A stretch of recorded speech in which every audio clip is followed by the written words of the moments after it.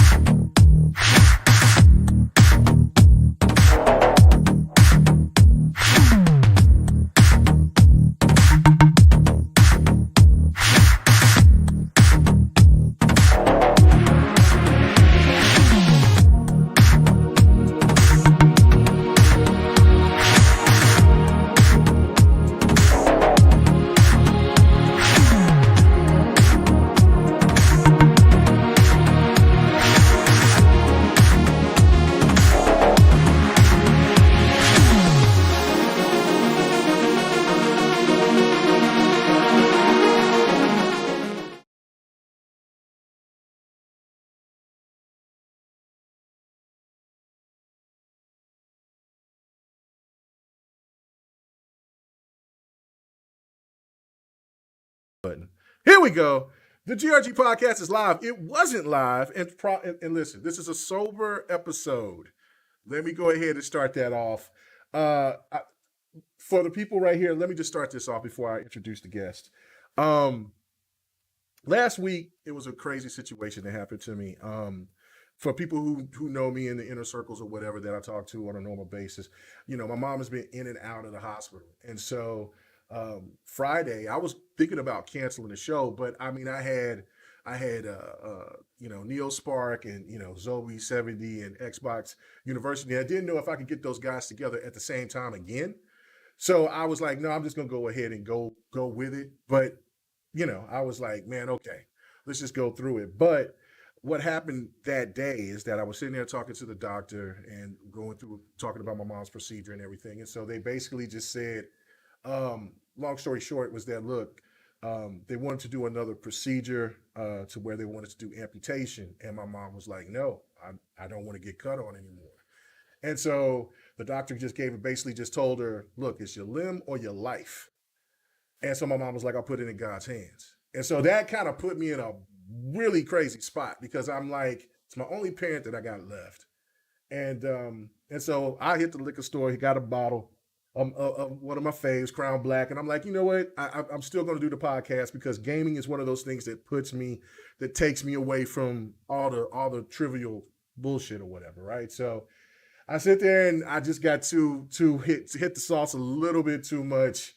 It wasn't a little bit too much; it was way too much, and I apologize for me being that way. I know it went too bad because Zoe 70 was going to come back on the show tonight, but he had some engagements to do, but he said he'll be back again. So I know I wasn't too out of pocket, but the fact of it is that, that's where that crazy situation happened where I just kind of lingered around, drunk as hell, white girl wasted. So I do apologize for that. The podcast is meant to have fun and to be wild, but not that wild. So yeah. Let's just keep it going. So I apologize to everybody, Sir X-Man, D, all the rest of them. You know what I'm saying? And thank you guys for always sticking with me, doing this GRG thing, man. Without you guys, there wouldn't be none of us. So with that being said, let's get to the panel. Man, we're going to have a fantastic show. Let's get to it. Hit that like button, share it out, let people know that we are live. And let's go. Oh yeah, yeah. Let's go. Let's go. Hey man. Oh, so you got to you said you was getting that soundboard going. I got you. I got you. I got you. So all right. First off, I told you I'd use it. you did. You did say you would use it. All right. So man, let's get to it, man. First time on GRG, man. It's a pleasure. If you don't know who this woman is, man, you better check her out. She does a thing out there, man. Part of Level One Gaming. Our boy Bloody Knuckles do some work out there for him, man. My boy Fame 2K, they doing big things, man. A big shout out to them. But first time here, man. Welcome, Floor Hugger. How you doing? How you been? Let everybody know about what you and your crew does, if they don't know. Oh, well, I'm so glad to be here. Thanks for that. I don't even know if I can ever live up to an intro like that. I'm Floor Hugger at Level One Gaming. You guys find me there. You guys can find me at Floor Hugger stuff. We just kind of have a love for gaming. I have a love for retro stuff, and that's pretty much who we are, doing our thing slowly and surely. Yeah, I'm excited to be here. Yeah, man, I'm definitely excited to be here. I would have hit you up a long time ago, but it's weird approaching people that you don't really talk to like that, and then you're just like, "Hey, man, I want you to be a part of this podcast," and then I don't want to be like overly crazy. Like, you know what? I know you're gonna be down to come, but it ain't like that. I was just like, "Hey, how you doing? What's your availability?" And she was like, "Yeah, I'll be down." And I was like, Always "Okay, reach cool." out to me. Oh yeah, no doubt. That will I was about to definitely. say that's what I do. I just reach out to people. Hey, I don't care. You that's already it. know. Oh yeah, no, and that's it right there. So it's an honor and it's a pleasure. Thank you so much for coming through. I hope already that this won't be the last time that we'll link up and talk about some games for sure. All right, so let's Sure. let's get going to because everybody else you have seen before. But man, let's get to the man out there on the other side of the pond, out there in that way across the water. Man, Ashtray Gaming. What's happening with you, brother? Thank you so much for coming on through. What up? Last What minute. up? Thanks for having me, man. Appreciate the invite. Really, it's good to be here back on GRG Podcast. Everyone knows me by now. I'm usually all over Twitter. I've got my own channel now as well, making videos. So I've been doing that for the last 4 months or so, and I'm now on. I'm on a podcast that's on Saturday mornings, which is about 4 p.m. Eastern time in the US and 9 p.m. East time in the UK, which is called the Gamers Initiative Podcast with Elite and Red Dead Panda, which are two awesome dudes as well. So Red Dead's a female. She's from New Zealand, and you, man, seriously, hit her up and get her I'm on gonna this hit her show because she's awesome and she's full of information and she loves gaming just as much as we do. So she's pretty awesome.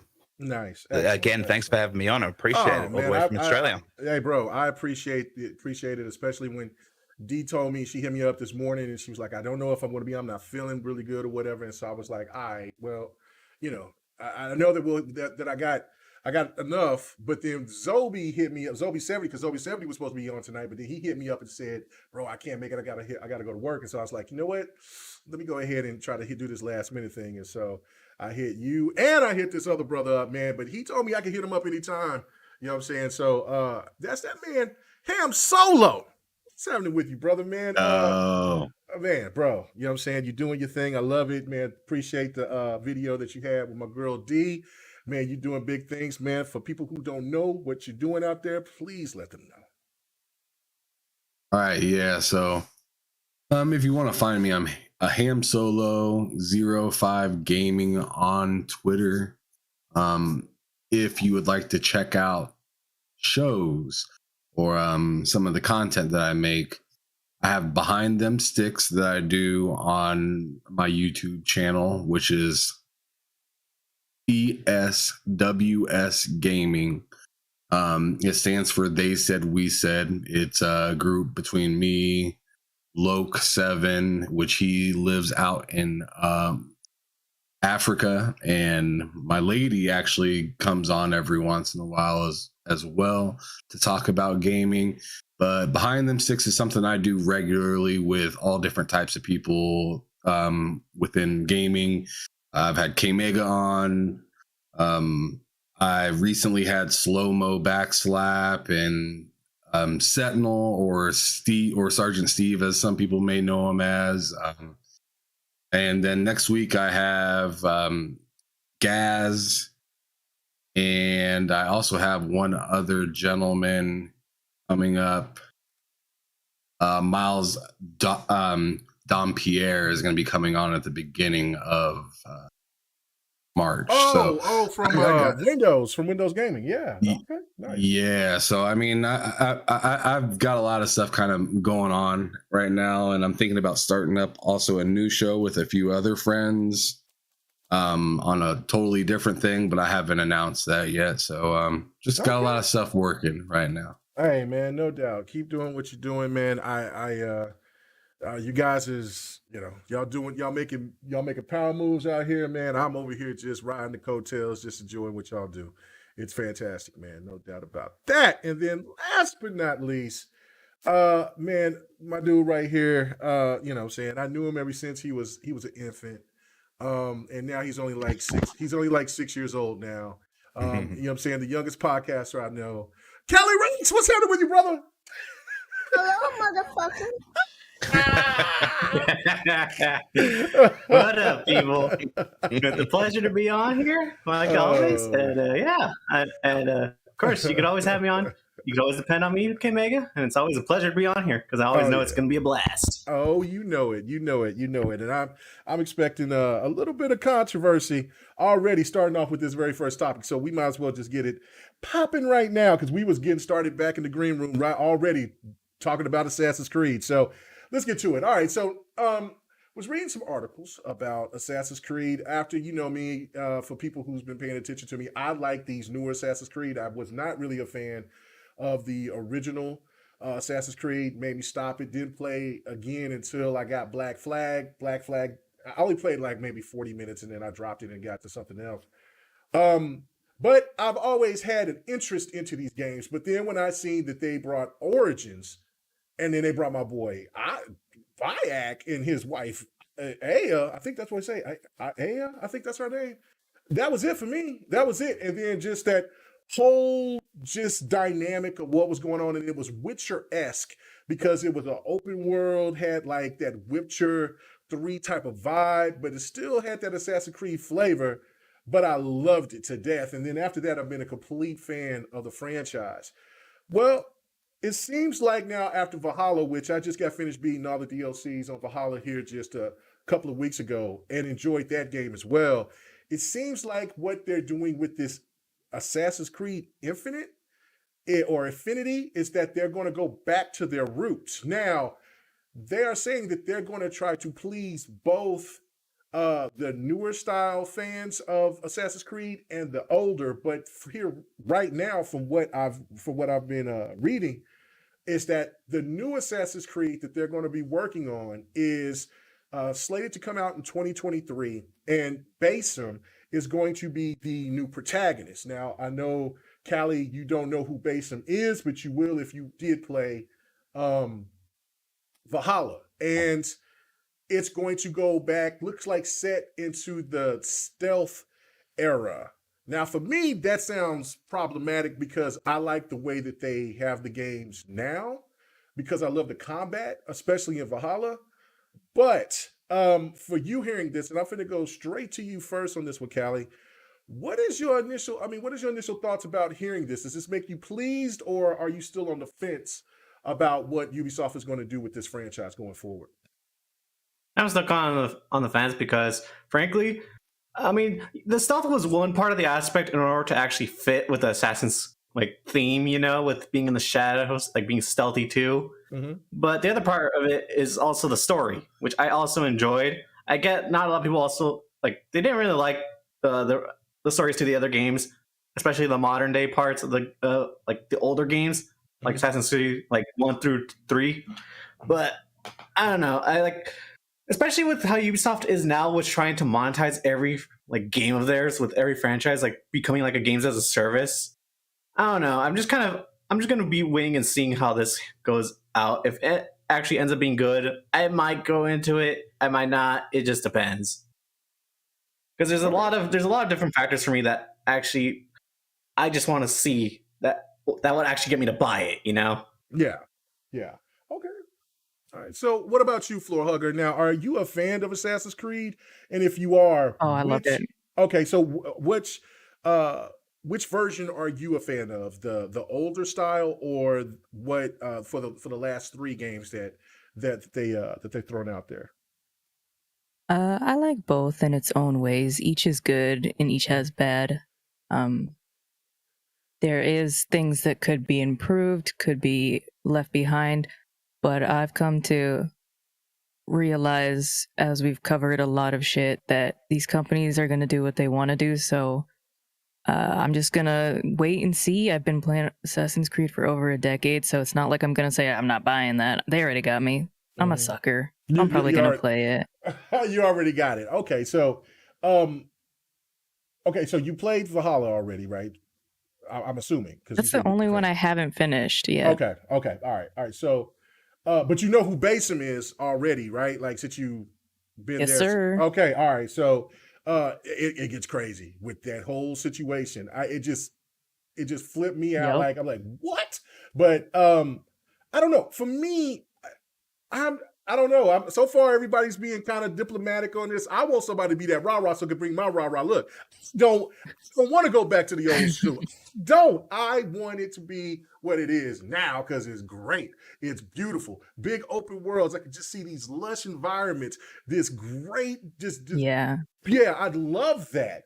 With this, it seems like you know what they need to not do is, and I'm going to call it the Final Fantasy 15 syndrome, is don't part your story out to comics, to anime, to movies. Like, if you're going to do something that they're going to do by bringing it all together, it all has to be there for people to see and not search for something. Because if you didn't search for the documents about Desmond, people are still like, what the hell happened to Desmond?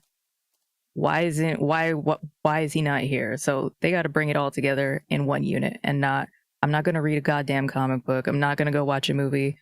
Especially after the last movie, I make sure it's this one cohesive unit and don't part it out. That makes sense. Thank you. Well, I agree with that thing. Well, see, no, I haven't paid attention. I haven't seen a movie, and I haven't read any comic books or seen any animes of Assassin's Creed. So to me, this is all new. So I lived and breathed it for a very long time. Okay, same here. Okay. Oh, hey. Hey, man, my boy Viper says, who's the sultry vixen? And that is must be talking about you. You know what? You might be, because, I mean, my voice is milky. You do have a voice. But you have the milkiest voice of them all. So that's all right. But anyway, so, Ham Solo, what is your impressions about this situation, man? Are this something that you would be on board by going back to the older Assassin's Creeds, or is it something, or you don't, or do you not care? Because I don't know if you are an Assassin's Creed fan, like a couple of us on the panel. No, I am not a massive Assassin's Creed fan. I'm cool with it. Like I played a couple of the older ones. One specifically, I really enjoyed that. I played a little bit of 2, and then I pretty much stopped playing all the way up to Valhalla. I turned on Valhalla, played it for like 5 hours, and I was just like, kind of bored. So I'm excited by the news. Maybe it will make me interested again in the game, but I don't know. I've never been a diehard fan myself of that, so if it flops, I'm not hurt by it. But if it's super dope, I mean, I like Ubisoft though. Like, don't get me wrong, I like Ubisoft. I really enjoyed the Far Cry games. I like this recent Riders Republic game that was really fun. That is a fun game. Yes. Immortals Phoenix Rising is probably one of my most favorite Ubisoft games as of lately. That is a good game as well too. Yeah, I need to play that more. Oh yeah, it was so good. Just the goofiness of the story mixed with all the puzzles, and it was really easy to pick up and play along. Where I go to play Assassin's Creed, and it feels so serious but so drawn out, and I'm just I don't know. I just wasn't really into all that. So I will definitely check it out when it comes out. I'm definitely not afraid of picking up another Assassin's Creed, especially if they're talking about different. And Ubisoft, like Ubisoft doesn't talk a whole lot about different. So I'm interested. Got my ears perked up a little bit. All right, cool, excellent. All right, what about you, Ashtray? What is your thoughts about this, man? I mean, are you excited about this news so far? Because this seems like to be official. It looks like they're going to try to make a kind of reboot of the. Matter of fact, there's also even rumors coming out to say that they're going to do the first game. They're going to do a remake of the first game as well. That was a little bit of information I forgot to tell you guys. So, what do you think? Are you on board on this for this? Yeah, for sure. Because my experience actually starts with the first Assassin's Creed game I played was Black Flag, and I fell in love with that game. And then I then went back and played some of the original games as well. And with my experiences, I really enjoyed the aspect of being stealth and all that kind of thing. But I always had an issue with, you know, you have to follow these guys, right? You have to trail them. You have to stay on the rooftop or whatever you need to do. That's fine. But I couldn't go like around, and it would say, "Oh, you're out of the area or whatever," and then you get desynchronized and all that. And that always bothered me. So when it came to open world, I was like, sweet, I can actually approach each place, each camp, each area in a different way, and the way I like to do it, because I like to flank and things like that. So I put in over 17 days worth into Odyssey and nearly 17 days worth of gameplay into Valhalla. So I really, really enjoyed the open world games. I love the combat in them. And if they can mix up the two, stealth, have more stealth, please bring back the double assassinations. I miss those. They were awesome. When you got two guards standing next to each other, you could actually kill two in one go. That's what I miss. You can't do that in these newer ones, and it's annoying. But the fact that I can approach an area, a camp or something, from whatever aspect that I want to, um, gives me that freedom to choose how I want to approach that situation. So I like that freedom. So if they can combine the two and do it well, not sort of saying, oh, you've only got this option, you can only approach stealth, choose stealth, you can only approach to go in, swords drawn. I hope they don't do that, because that still limits things. I think it should be able to mix it up, but just sort of add a little bit more stealth to them what they've got now. I still think the stealth aspect that they've got in the current ones is still pretty good. It's like, for example, if I don't know if you guys have done the river raids at all. Yeah, I do like the river raids. Yeah, I actually approach those by myself, and I infiltrate and I take them all down myself, because the NPC crew that you've got, they always essentially get die or get killed or whatever's happened. So I'm like, you know what? Instead of just dealing with that, I'll approach it myself. I'll get it all done. Once I clear out the place, the compound, I'll then call a raid, and then we can just open up and get all the loot and stuff, and then off we go to the next one. So I still do a lot of stealth stuff in these newer versions, and I just like the fact that it's, again, open world. You can approach it however you want. So if they do the mix right, I'm all for it. All right, okay. Great point. Listen, I say I wouldn't be down for it. I'm capping. Because I liked Unity. I thought Unity was cool. I really did like Syndicate. The one thing was just the slow pace. What kept me away from the first game was that you had to get on that horse and go back to the city. Then once you was done, you had to go back to the camp. Then you had to go back to the city. And I was like, yo, this is just too repetitive, and this is just not working well with me right now, because I want to get into some action. And so then when you get into some action, it was kind of slow. You got to wait. You got to kind of, and I put it away. So everybody tells me, and I'm going to ask everybody individually, which was your best Assassin's Creed game? I'll start off with the lady first. Floor Hugger, what was your favorite Assassin's Creed game?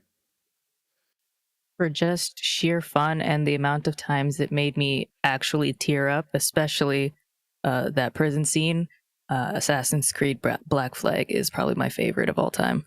Wow, that's what I'm thinking. I'm going to probably hear the most from this panel because I haven't played but only 40 minutes of Black Flag, but It's a lot of so people love good. it. It's so well written, and then that scene with Mary Reed, it was at the prison, made me cry every time like an ugly child. Wow, what did you play the DLCs? Because I know that they had some DLCs. I picked them up on a Freedom sale. Cry. And then I think Liberation, Yep. or was Liberation like a standalone game? It's kind That of was like a a standalone game standalone thing. That was a standalone game for Assassin's Creed 3. Oh, okay. Yeah. Well, I know it came bundled, so I picked them both up. So, all right, cool. All right. What about you, Ashtray? What was your favorite Assassin's Creed game all time? Oh, look, as it stands now, Valhalla for me. Because I jumped into Black Flag being the first, that's always going to be near and dear to me. I've actually played through that twice. I played the 360 version. Wow, played that the good. That Xbox good. One version. Yeah, and then the DLC on top of that. So I really enjoyed that game. I like the whole pirate aspect as well. If they could make that game again, maybe a slightly different story or something in an open world, I'd be on it like that, like a flash. So I put tons of hours into Odyssey. I really liked that, the whole Greek mythology stuff. But Valhalla's gonna wins out for me, and it's mainly because I just enjoy the combat, and I just love the whole game, the whole thing, and the DLCs are really good too. If you haven't played those, jump onto those. They're really good. There's the Ragnarok one's coming out 10th of Oh, I March, can't which I'm wait. definitely going to Day jump one. on. That's going to be huge as well. So it's worth the money on that. Oh yeah. They're saying just to beat the game is like 35 hours, but it's up to 100 hours of gameplay. So yeah, Awesome. I Did you see the trailer they dropped? Because Yes. you're going to get some new skills and things like that, I know. which I then saw you'll that. be able to take back to you in the main game too. So you can still run around and you can change, from fire to ice and teleport and stuff. So that's going to be pretty cool. Oh, that is pretty cool because you can take the abilities that you got from the druids and from the Paris DLCs and take them into the main game too. So that is pretty damn dope. All right, what about you, Ham Solo? Out of the ones that you may have played, which ones did you think that you would say that you would like the most? Just based on the feeling that it was at the time. That was the first game I ever played on PS3 at it was considered nice graphics and everything. And so Assassin's Creed 1 would be my favorite one because that's just the one that I stuck with, grinded out, really enjoyed. Okay. All right. What about you, Kelly? Which is your favorite? Honestly, in terms of sheer fun, like just in terms of gameplay wise, Black Flag has to be my favorite. But I think I honestly have given this a little bit more thought because over the years since I've played all the Assassin's Creed games, I think I've grown to love Unity a lot more in terms of its story. Just the connection with really Arno good. And that Arno girl, and yeah. Just if you don't know what happens with that, it's a real, like, for anybody that's watching, at least if they don't know what's happening with that like there's a moment in that game that's a real tearjerker with them, and I honestly just fell in love with the story. And honestly, the gameplay too, while the multiplayer part was kind of it didn't really have much, to be honest. That was really great. The combat was great. The climbing, I think the parkour was like, I think that game parkour wise was at the top. It was the peak of the Assassin's Creed franchise. And I think that's why I think in terms of story and the parkour, which is like one of the bases for like what Assassin's Creed is, I think that game is like, that's why that game is my favorite. All right. Okay. And I don't think nobody doesn't have a wrong answer because it's your favorite. Origins is mine for sure. But this is kind of weird because Origins is my favorite out of all of them that I've played. My favorite character overall, though, is Cassandra. And my favorite combat is in Valhalla, which is, it's just so weird. But Origins, just that whole setting in Egypt, and then you had little Rome there, and then just all of that just compiled together. You had Cleopatra, you had all of that little storyline, and Caesar and all of that. Man, that was just amazing to me. And yes, I will admit, like me beating Unity last year, it did grow on me, and the relationship between the I guess you would say lost love or whatever was especially at the end what happened. That's kind of it was yeah, that made you say, oh, that moment will make you cry. It was I gotta play Black Flag because now Floor Huggers got me over here thinking about like really it's got you like that, because I didn't cry, but I felt really sad for that whole situation because you can't change it. So I was like, what? No. That was cold blooded. Yeah. So That was Just keep cool. in mind, if you jump into Black Flag now, you've just got to be prepared that the mechanics are a little bit clunky now to what you're going to be used to. Oh You're yeah, not going to have doubt. the freedom now Yeah, that you've no got, but it's still a great game, really good. By the way, I just want to put it out there. It's going to upset some people, but that's what I do. Is I'm on team get rid of Animus out of the next games. I never really liked the Animus Sir, stuff. I disagree with you big time on that. I know you do. That's why I said You know it. what? I do listen. That is Weird, the whole reason why Assassin's Creed is like how it is. It is so weird though. Like I'm still rid of kind of lost of it. Like yeah, like I'm glad that, because I don't know how much they talked about it within the older games. They didn't talk about it as much into Unity. And they didn't talk about it as much in Syndicate. So so I'm thinking like a lot of people got a lot more information about the Animus situation in the older games. I'm thinking. Well, if you pay attention to the narrative, like comparing to the older games, it seems like Ubisoft is just kind of trying to retcon it and turn it into something else that's not in a chair that you actually sit in, because it's pretty blatant if you watch the movie with how they changed the Animus big time. Oh, I didn't bother watching that film because I knew it was going to be rubbish. Oh wow! Yeah, they ended up changing the whole mechanic of the Animus. Dude. So that movie doesn't exist then. No. So it's not canon. Okay, all right, I got you. All right. So I was going to talk about Call of Duty next, but we'll save that for the next topic. I want to kind of jump into the fourth topic because it's been in my mind for a while. We talked about it. Me and Don talked about it on Devin the Gamer. And so I want to get you guys' thoughts about this. All right, so Sifu came out. Looks fun. But again, I like my boy Xbox 448 got himself into some funk because he made a point of saying like, look, man, for $40, 5 levels, whatever, right? But people could take that and say what they want, disagree with them, agree with them, whatever the case may be. The thing to me is now about like, okay, now we got Crossfire X. Okay, Crossfire X just dropped. And both games were hyped. I think personally, both games are definitely overhyped in my opinion, especially Crossfire X, in the sense of we had this expectation that this game is going to be something that it was. And I found it to be disappointing that me playing beta from 2 years ago, that's the only map on the modern setting of the multiplayer that's available, and to me that's just like, okay, all right, but the game is $25 if you want to pay it, and it's on Game Pass for a grain of salt. But this to me is more broader because like I was bringing up this with Don. Why is it that these games keep coming out incomplete or buggy? They're pushed and then they get delayed. Then when they're delayed, they still come out and they're buggy. Just like with Dying Light 2, Halo is in that discussion. Battlefield 2042. The list goes on. Cyberpunk is kind of like the poster child right now. But who is at fault here? Is it the publishers?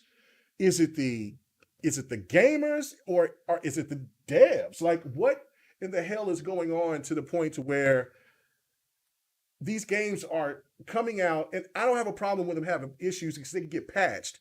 But what I have a problem with is that they want you to spend this type of money for this type of product, and it's not fully complete. So I'm going to go to you on this one, Ham Solo. What is your thoughts, man? I mean, like, who do you feel that is at fault mostly on this? Well, I know it's I mean, very. this is kind of a hard question. It is a very This hard is a question. difficult question Yes. because, like, I feel like it's hard to like blame developers because they just do what they can within the time limits that they got, and they can't just tell, like, the people above them and like in publishing and whatnot, if they're like expecting something now, like I don't know. I mean, how would you feel working somewhere and you got to present something to the boss and time ran out and you're not quite finished with it? Some people are okay with pushing it back, which they actually did push back a lot of these games that are still coming out broken. Right. So I mean, it's like I said, this is just a really difficult question because it's like, who do you want to blame? But you don't want to blame the devs. But like at the same time, is it like, it's like maybe you were too ambitious on what you thought, and I don't know, man. Like I'm torn on this one, K Mega. I'm torn. That's why I wanted to jump to that next, because I didn't want to. Because I don't know how long we'll get deep into the woods with the Call of Duty stuff. So I wanted to get into this because I wanted to get deep into the woods on this. Because we keep hearing people keep complaining about this, but they keep on supporting they keep pre-ordering, or they keep overhyping these games. Like, look, like I said, Seafood looks great. I can't wait to play it, but I ain't paying $40 for it. I'm just not. I'm not. And once why is that though? Why wouldn't you pay $40 for that game though? It seems I just won't. Pretty good. Yeah, no, I got the same type of thought process with Resident Evil Village. The game, people say you can beat that game in 8 hours. I understand 8 hours for $60. I ain't doing it. I'm just not. I'll wait till it goes on sale. It's not about a Game Pass thing with me. It's more about going on sale to where I find it comfortable for me to spend the money on. Like I got no problem spending money on games. I mean, I got 800 damn games on my Xbox. I got hundreds of games on my PC. I got 110 games on my PlayStation, and I got 7 to 10 games on Nintendo. So it's got nothing to do with not buying games or it's Game Pass. It's more, to me, is about, for me, is that I don't want to sit there for that game right there, for where I just seen, before we start the show, somebody said they beat Sifu in 2 hours. No, that's like gambling to me. I'm like, no, man, I can't do it. So I want to go to somebody else on this one, and then, but everybody can interject. This is not like everybody just got to be quiet. But Ashtray, what do you think about it? Who do you feel that's at fault on this? Because I'm going to just go and say that I think it's the publishers and the gamers that's mostly at fault at this, because gamers keep supporting it and publishers keep pushing the narrative. But if gamers kept on trying to if gamers sit there and held back with their money, the publishers is going to follow what the public is going to do. Well, look, I think it's mainly sits at the publishers. Mm-hmm. I think it's everyone involved, but I think the main is the publishers. Now, you got to remember they're meeting or putting up these deadlines. Who for shareholders, usually, right? So. Mm-hmm. And they need to hit certain money targets, profit targets in certain times, in certain quarters, et cetera, et cetera. So that's where it sort of, I think, really where it comes from. Mm-hmm. I've heard people say things like, pandemic and stuff like that, and that will factor into it somewhat, but it's definitely not having long enough dev time on these things, right? Mm-hmm. People are always going to pre-order games, because there's just that crowd that will. I've been burnt too many times where I am fairly reluctant to pre-order until I know more about it. But in saying that, I've pre-ordered Horizon Forbidden West because I'm pretty confident it's going to be fairly bug-free and a smooth game. But the other side of it is like, would you go to the store, right, buy a blender, and they say, it'll work, but you actually need to order this part and it will come in 2 weeks to really get benefit out of it. You'd be like, hang on a sec. Really? Why would I do that for? You want the product in full, working 100%. Now I know it's a bit harder than that when it comes to all this because coding, etc., and there's a lot of pitfalls and stuff like that. Is the problem the abilities of the developers? Is it the engines that they're using? Maybe they need to relook at these engines that they're using. Maybe the engines are buggy. There's so many facets and stuff that it's kind of hard to really pin anything down. But I think when it comes to a timeline that they're given by the publishers, they need to be realistic. And that's probably where I think it falls down the most. It's just that the timeframes aren't realistic, and they need to be realistic to not only us gamers, to the developers, and to their shareholders. So it's a mixed bag, but I still think predominantly it sits with the publishers. So that's me. Yeah. Okay. All right. Floor hugger. What do you think? I mean, Ashtray really said it best. It's such a complex issue with so many facets and so many things that we as armchair accountants can't even begin to imagine. Talk about it. Okay. Right? Mm-hmm. The only time we've really gotten a peek into something was when CD Projekt Red got hacked and their financial stuff was leaked. But even then, we didn't get the full picture of what was going on.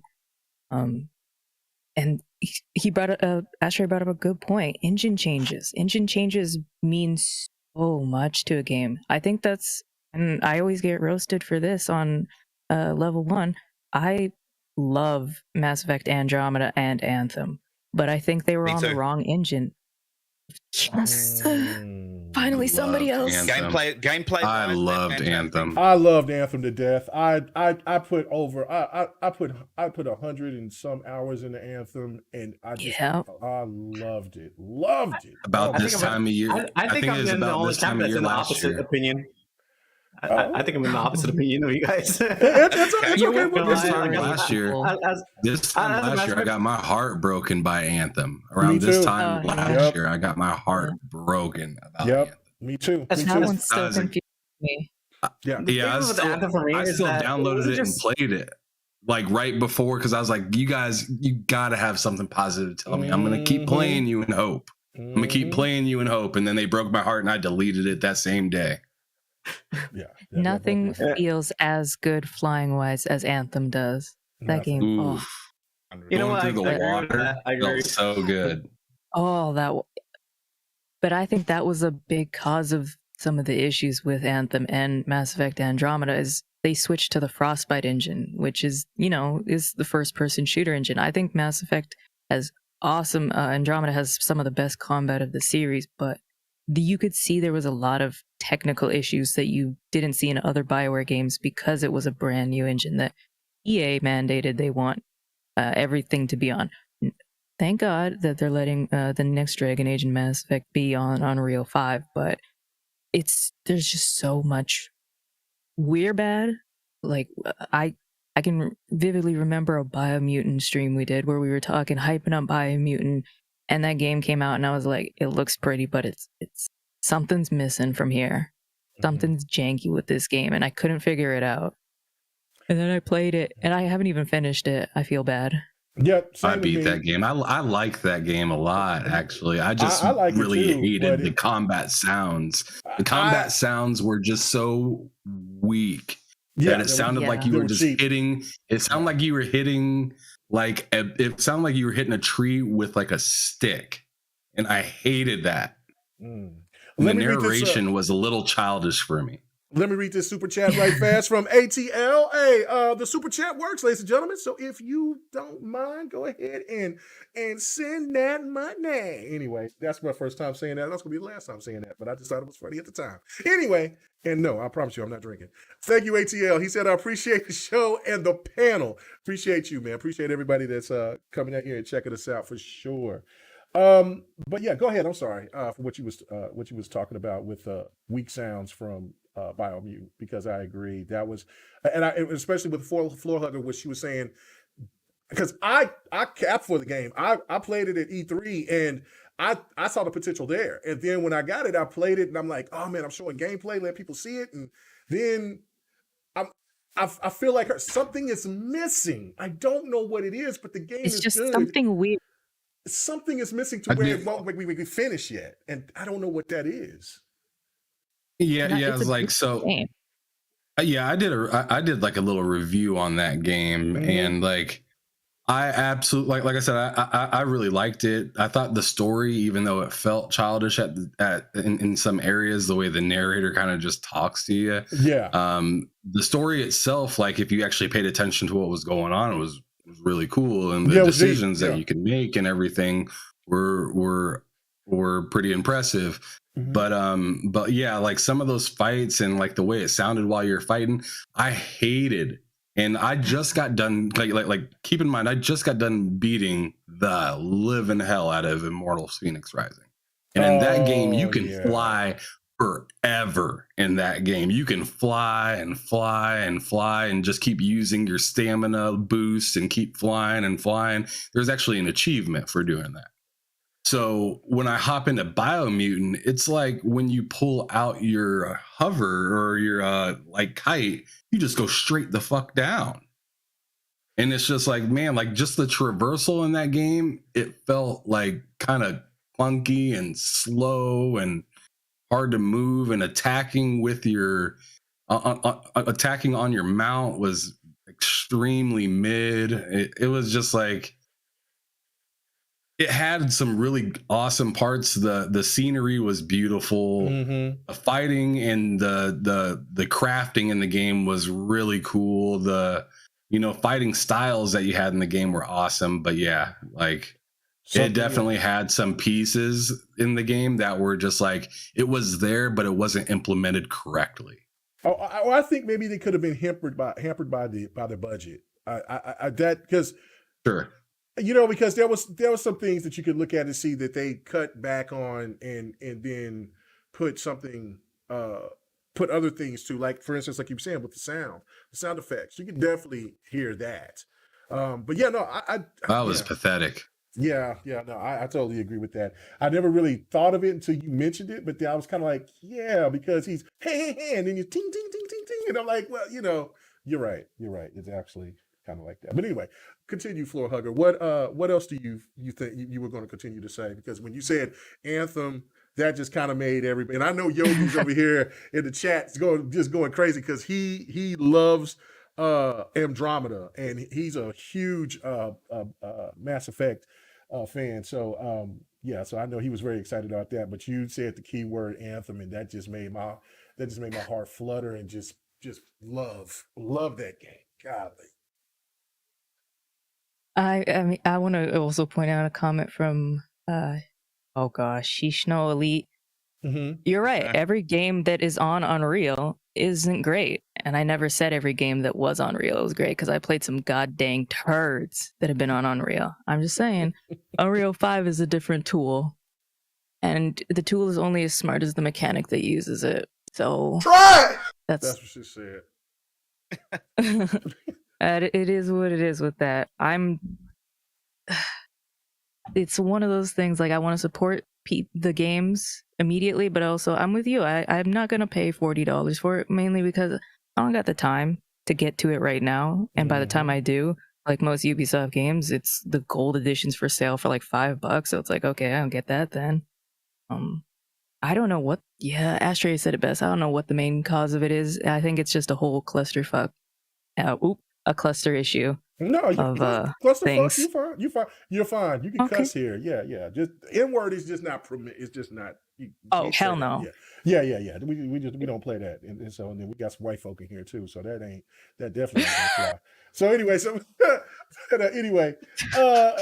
Kelly, what so you said you're on the opposite side, man. So who do you think? Who do you think first is no. Push back on what you was talking about with, like, I'm pretty sure with Anthem and whatever else. But then after that, give us your thought of who's at fault for these games to keep coming out incomplete the way that they are. Oh no, I didn't mean to push back on the Anthem. I meant to push back on the Andromeda part. Okay. Okay. What slander did you want to say? Ooh. I I think the game had much more problems than just the mechanics alone. Like it was more than just the bugs. Narrative wise, I think it was like the most boring out of the Mass Effect trilogy for me. The narrative just didn't hook me. The combat was fun. I love the combat, but the multiplayer sucked. It didn't really hook me like Mass Effect 3's multiplayer did.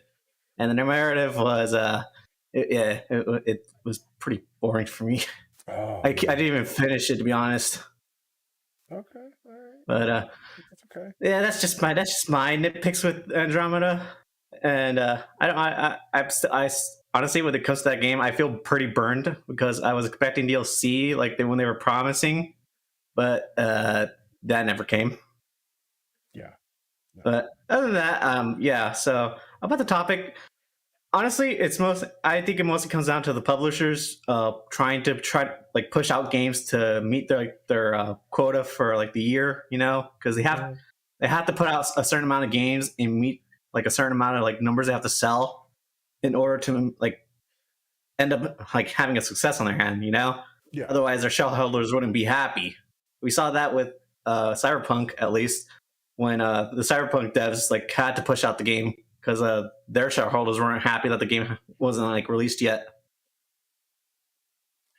But I think it's mostly the publishers that are at fault, because like when it comes to developers, you could blame some like stuff on them, like whenever like a game comes out really buggy, but that's mostly because they're rushed to do it. Mm-hmm.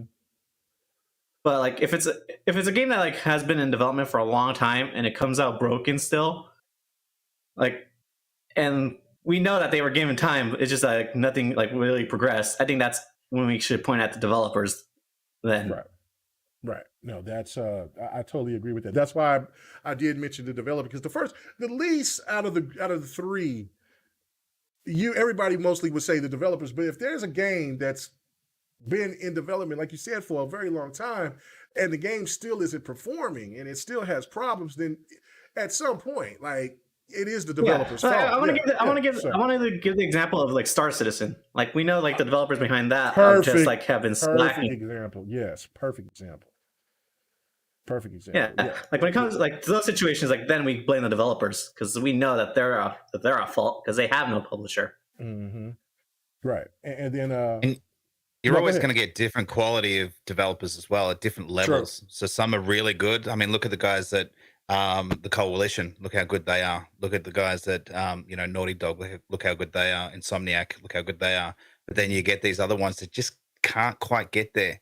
And is it the amount of devs in the team? Do they need more? They need just people that just are better at coding and stuff. Like, you're always going to get different tiers and quality of developers. And sometimes I think maybe, and you got to remember, like, for example, with BioWare, it's not the original BioWare team either. So you're not going to get quite the same stuff that you were getting back in the day. But yeah, that's just another aspect of it too. And Dragonheart Yobi made a really good point. He said what pissed him off was the finished product of Mass Effect Andromeda was 2 years worth of work. It was in production for like 5 to 7 years.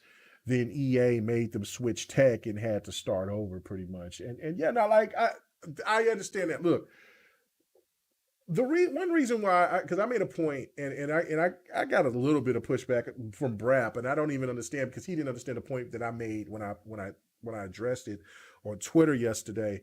But I said, like, okay, for all this Crossfire hate, all this Crossfire X hate, right? Like all this slander, don't sit here and dog out this game, but then be in the corner somewhere talking about and cap for Battlefield 2042. Because both games have serious issues. It's to the point that's like, look, I mean, I'm a huge Battlefield fan, but this franchise has been out here for years, for decades. And we could go all the way back to from the Xbox One, PlayStation 4 generation with Battlefield 4 and how that game was completely broken then. People can have their thought process about Hardline. I really enjoyed Hardline, loved Hardline, but they didn't have all the things that when it first launched, that game wasn't right. Battlefield 1, loved Battlefield 1, loved it. think that game actually was probably the best launch game that they had at the time. But what held it back, of course, was the weaponry and all that stuff. Battlefield 5 was a complete mess. Then you got Battlefield 2042, which I'm stoked for it, happy, was just ready for it, and it didn't meet the expectations. It's the same thing, and that game was overhyped as well. I'm right there with him talking about the hype level of what this game is going to be, the potential and all of that, and the game failed to meet expectations. Crossfire X was one of those games that was overhyped from a lot of us, and we was anticipating some things from it, and it did not deliver. And again, to me, I look at them in the same boat. One game to me is got a bigger budget, the other one doesn't. You can tell that by playing both of those games.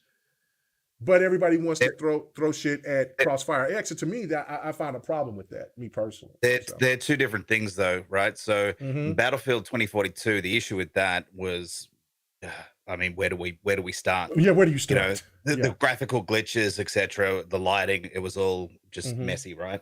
But the difference between that and Crossfire X is a PC game. It hasn't translated well over to console. Well, that's its problem. See, this is what we found out today, is that it is a PC game, but it isn't the exact same PC game. This is an exclusive to Xbox. So this game is not even on PC yet. So this is something completely different that, but it's having the Crossfire name. That's why I think it's got the X into it, because they're trying to build like a part 2 maybe, or a different entity to the Crossfire franchise, but it's not the same game overall, because there was somebody that came in there that was a fan that showed us that, look, on PC, this game, because if that game was the same game, then we would get all those old maps and everything from the original game. But we don't have but only 2 maps at launch. And that, and then you get the story mode, which is different, but that's what we found out today. But go ahead. I just wanted to just make that point. So yeah, well, I mean, I still think it was built with PC in mind, and that's why it's sort of clunky. Oh, yeah.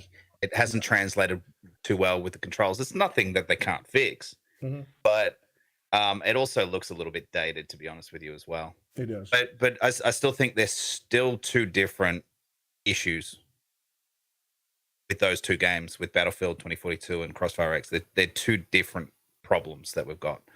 I don't think they are the same in any way, in my opinion. So I don't know if you can really compare the 2. I know they're both shooters, but the problems are just, different. Okay. K-Mega, I wanted to bring something up real quick. You asked this question in the way of, do you think, like, who's to blame for it, right? Now that I got a moment to sit and think about it, because I was the first one that went.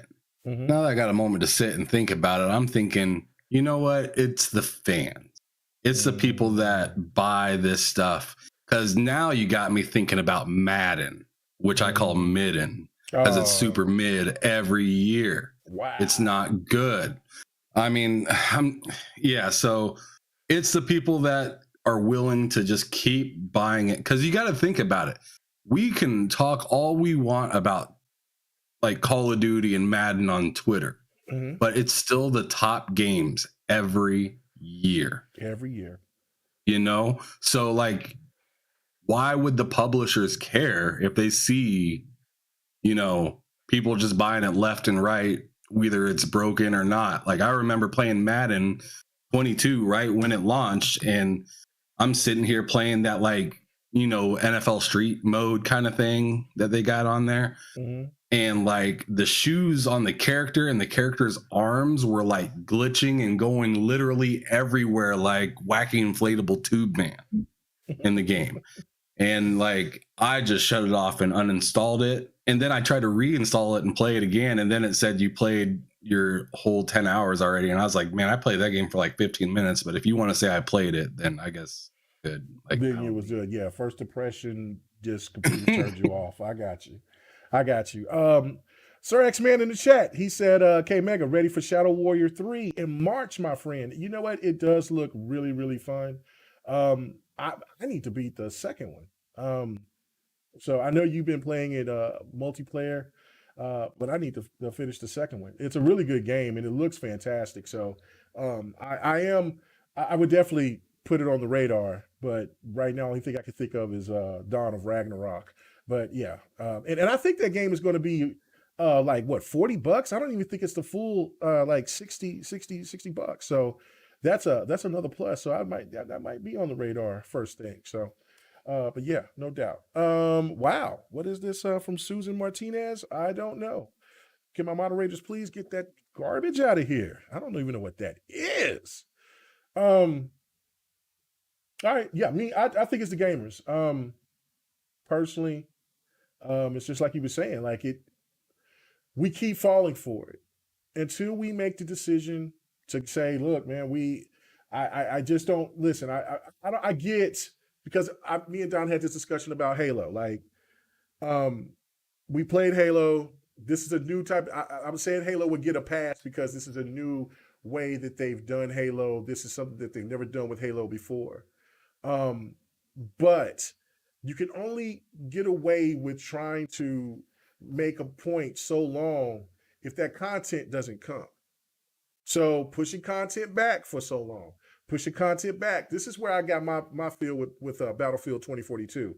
I was anticipating for what. I was patient. I bought the $110 version. I'm like, look, I'll be patient. There's plenty of other games to play. But once they said, oh, we're going to push this back into the summer, I don't know what it was. I've always been mostly patient with games, but that just triggered me. That just triggered me, and all of a sudden now, Oh no! yeah, that triggered me. That triggered me. So, with Halo, which Halo is, plays fine, whatever. Now, the big team battle was messed up, but I was playing those single player games, so I didn't know. But yeah, playing the same maps, you give it some more modes. That's positive, but we need more maps. We need the co-op. We need to find out what's going to. Are you going to bring Warzone? Are you going to be bringing Infected? Are you going to be bringing all this stuff in a reasonable time frame? Because if you keep pushing this off, then you're going to have me feeling the same way about Halo Infinite like I am about Battlefield 2042. The one thing that gives it its pass is because for multiple reasons. One, the game is on Game Pass. Two, the game is free to play. I've already had my experience with the single player. Beat that, but I mean, so I don't know. It just Battlefield just triggered something in me, and I don't know what it is, man. I think I'm evolving into something else. I don't want to be coming to these ravaged, pissed off gamers, but you know what? You know what I'm saying? I want my games to be complete to an extent. I understand that games need to be patched, need to be done, and things like that. But content wise, you asked me for full dollar for that game once it released. I expect to at least have the content to meet the expectation of me giving you that full price. So I don't know. Do anybody else got anything they want to say about this before we move on? Yes. Nope. This is a quiet panel tonight. Good God. Last week wasn't quiet at all. Y'all guys are just so disciplined. You don't remember last week. Oh, shit. Sound effect there? I answered. Hey, she said I remember the first 2 hours of last week. I don't remember the last hour and a half. All right, so let's get into this Call of Duty stuff, man. All right, so basically, the big hoopla came out where Microsoft is going to honor their commitment to put Call of Duty and other popular games, Activision games, on and keep them as multi-plats. Now, to me, I'm going to go straight to Floor Hugger. Let's get the lady back again. Is this just pillow talk before the deal is finalized, or do you think that Microsoft is going to follow through and have their popular Activision titles remain multi-plat? I mean, like, they kind of got to at this point. No, I mean, they don't got to, but why buy a company and then cut your income in half? I think they'll keep it for now. And StarCraft, Diablo is confirmed on consoles, but StarCraft, World of Warcraft, they're all PC exclusives already. So it's like they're kind of cutting a chunk out It just makes sense to keep it on there. These companies want money more than they care about how you feel. Yeah, I agree with that. So you're saying, in a way that, okay, like they're being slick with kind of the conversation, like, okay, yeah, Call of Duty, Overwatch, Crash, and Spyro will be multiplat, but like you were saying, like StarCraft, Diablo, and other type of titles, those games will still remain to be exclusive under the Xbox platform or PC Xbox platform. You think that's what they're going to do? They could. I don't know how they're gonna think and deal with this. We haven't even had time to see the dust settle from Bethesda to know how they're really gonna run a company like that. I'm just waiting for the best and hoping for the best. I do enjoy their games. I think before they get into gaming stuff, they got some other issues to take care of that I'm more concerned about than gaming. But good luck to them and have fun with that. Yeah, I could agree with that. I think that they're going to do, because I mean, look, once the ink was dry, they kind of gave that same type of talk about Bethesda games, and they were kind of iffy, and yeah, no, we love to put these games on PlayStation.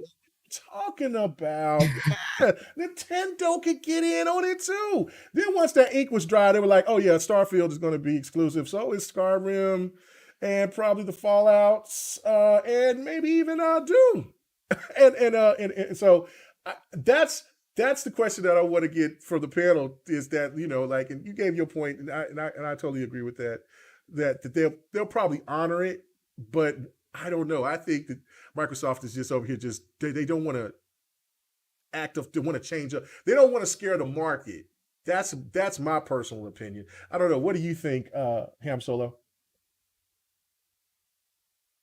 I personally think that it's a good thing that they're gonna keep the other companies with Activision games like Call of Duty and maybe Overwatch and stuff like that. Like I'm totally fine with it. Keep the revenue coming. That's kind of like Xbox really wants stability, and if they can do do that and keep the money coming in, why would you? I mean, kind of like what Floor Hugger just said. Like, why would you take money away and shake things up to that extent? Like, there's so much other things.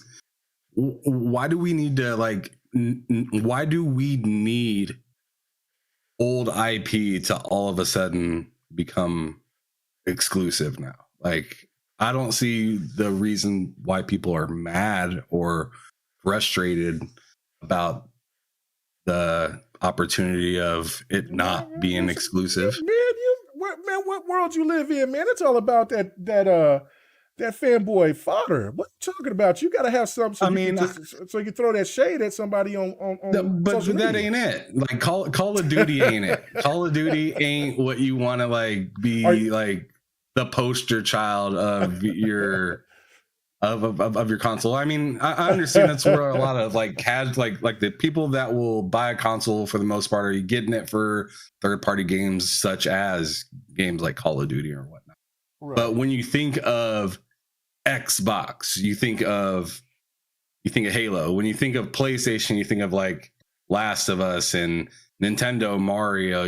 I would be like flabbergasted if somebody is like, oh man, yeah, I got Xbox's, the Call of Duty King. Like that just doesn't sound right to me. It just isn't it. Like it's just like Destiny is kind of right now, like with PS5.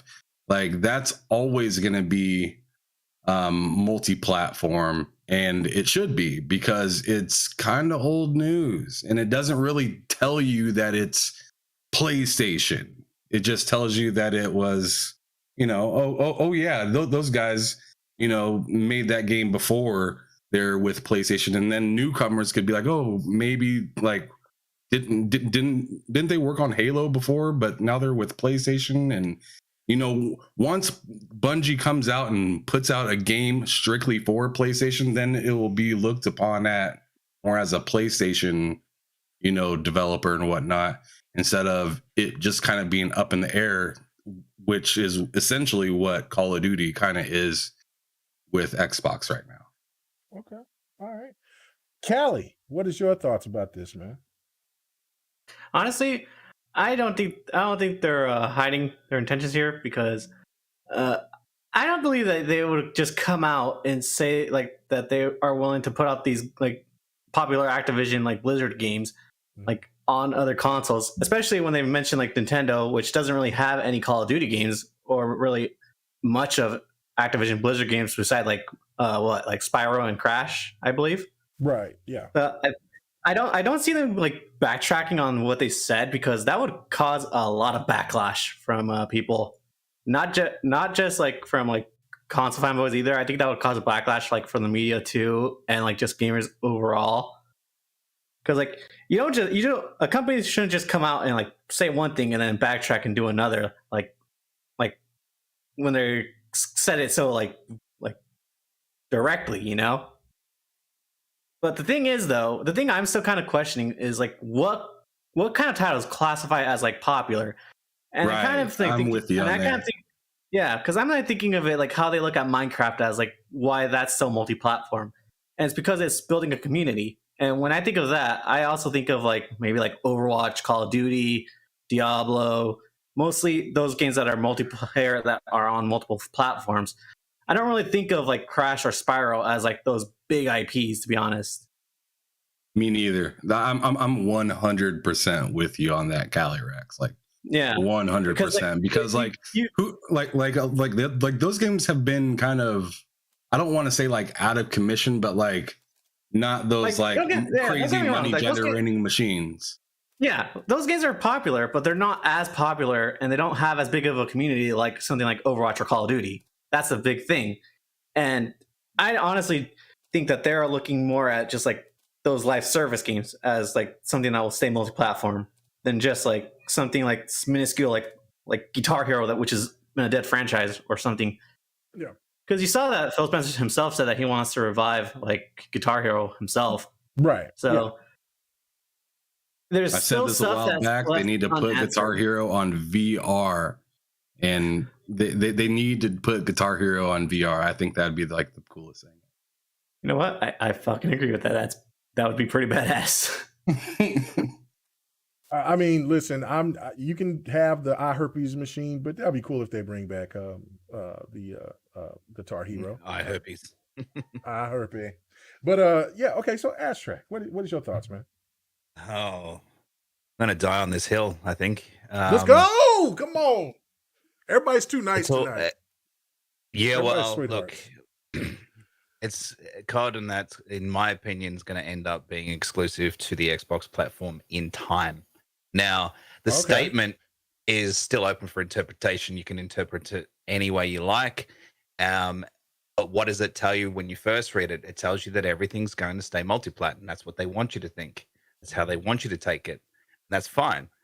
But nowhere does it say that brand new games are going to be multiplat. It just says that Call of Duty and other popular franchises are going to remain multiplat now and after agreements. Okay, that's fine. So Call of Duty 2.0 that comes out in next year or the year after, that'll be multiplat forever. That's fine. But Microsoft Xbox can then make a Call of Duty 3 and have that 100% exclusive if they want to. And no one can do anything about it because they're keeping existing games multiplat forever. And they'll probably update them for 10, 15 years as well. And no one can then cry about it or be upset. Now, I could be completely wrong, but that's how I interpret it. You don't spend nearly 80 billion just to give it out. Now, people, as a couple of you guys said, which is fair enough, though, but you don't want to halve your profit. They're not. There's a huge chunk of people that will definitely buy a Series S just to play Call of Duty through Game Pass. I'll migrate over, no problem. They won't have any issues with doing that because they'll go where the game is. We're talking casuals here, right? We're not talking the guys like us that are on podcasts. We're, every day, every minute we're on Twitter. We're looking at the news. We're keeping up to date with all of this stuff. We're not the focus here. The general population is the people that seriously only play COD and FIFA or COD and, NBA 2K. They're the people that all this is designed for. Okay, so as an example, right, before Disney Plus came out, Disney movies and shows were on different streaming services, Netflix and a few others. Mhm. Well, they decided to create their own Disney Plus, their own streaming service, and slowly but surely, they sucked those shows and movies back onto their platform. Yeah, I think Marvel movies are actually going off of Netflix. Actually. Yep, that was just reported today. I just read that. Netflix Exactly. Now they haven't done it overnight. They haven't gone, thank you, see you later. They've done it slowly, bit by bit, as agreements finalized and things change hands and all that sort of stuff. Look, I keep telling people this all the time. Microsoft, Xbox, they got a 10, 15 year, probably even 20-year game plan. They don't look forward 1 or 2 years. They look 15, 20 years ahead. They map this stuff out to the best of their capabilities. They have people, analysts within their company that help with all this sort of stuff. Mind you, they get it wrong sometime, launch of the Xbox One. But because sometimes they follow data far too closely and they think that that's what people want. And it scares people at times. But they have a roadmap. They know what they're going to do. If Call of Duty, even 3 years after Xbox have it, is still multi-plat, so be it. But at some point in time, it'll be exclusive. They will do it. People have short memories, and they'll do it when the timing is right, so they don't get that blowback, so they don't get that pushback, and they'll do it bit by bit. This is business. This isn't about people's feelings, and it should be shared and should be. The other option, too, by the way, I know I'm ranting here right now, but no, the other go ahead. Is sure. PlayStation, sure, Nintendo, you guys can have these games.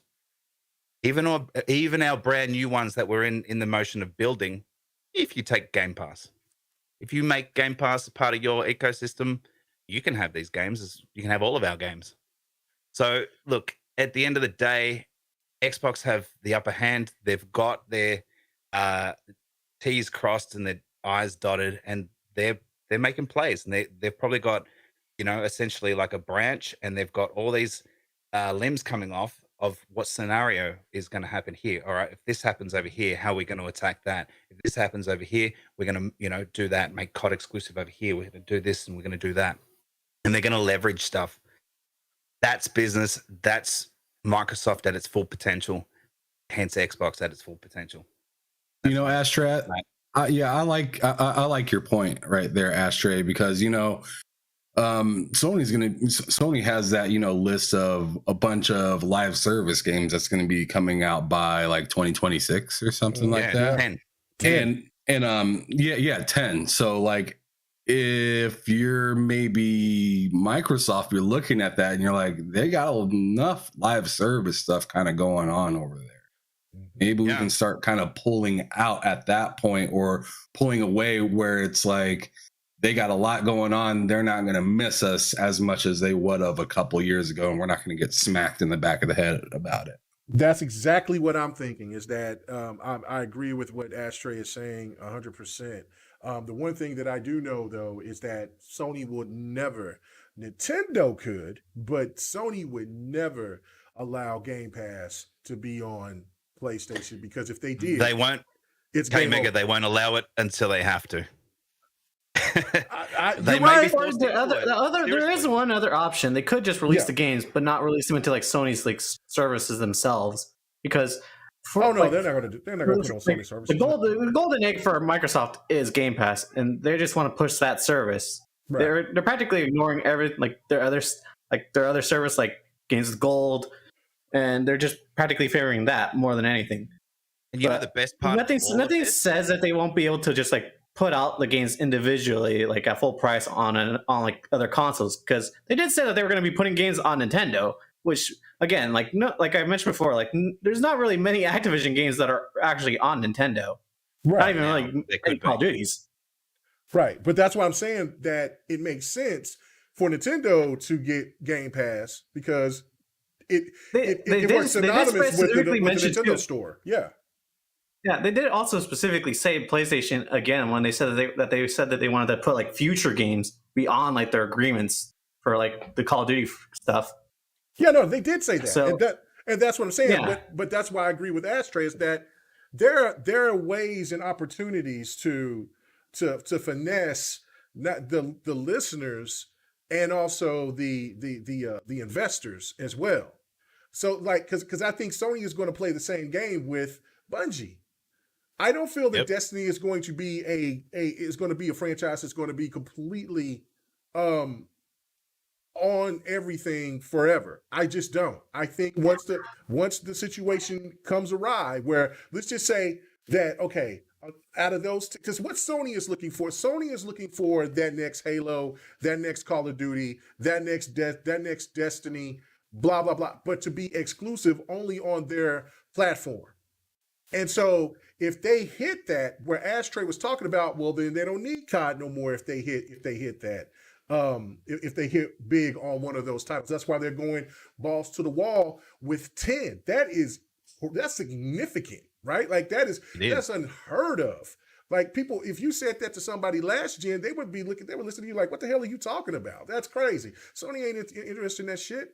The thing here is though, where over time, COD might not be the big factor if there's another game out there that overtakes. Like, I mean, look at what happened with Fortnite. Like 100%. Overnight, yeah. So that is why I look at this as a situation where Microsoft will milk this cow until it's dry, which will put this on everything until they get their money back, and then after that, all bets are off. Now we can play ball how we want to play ball. Minecraft is a whole different entity.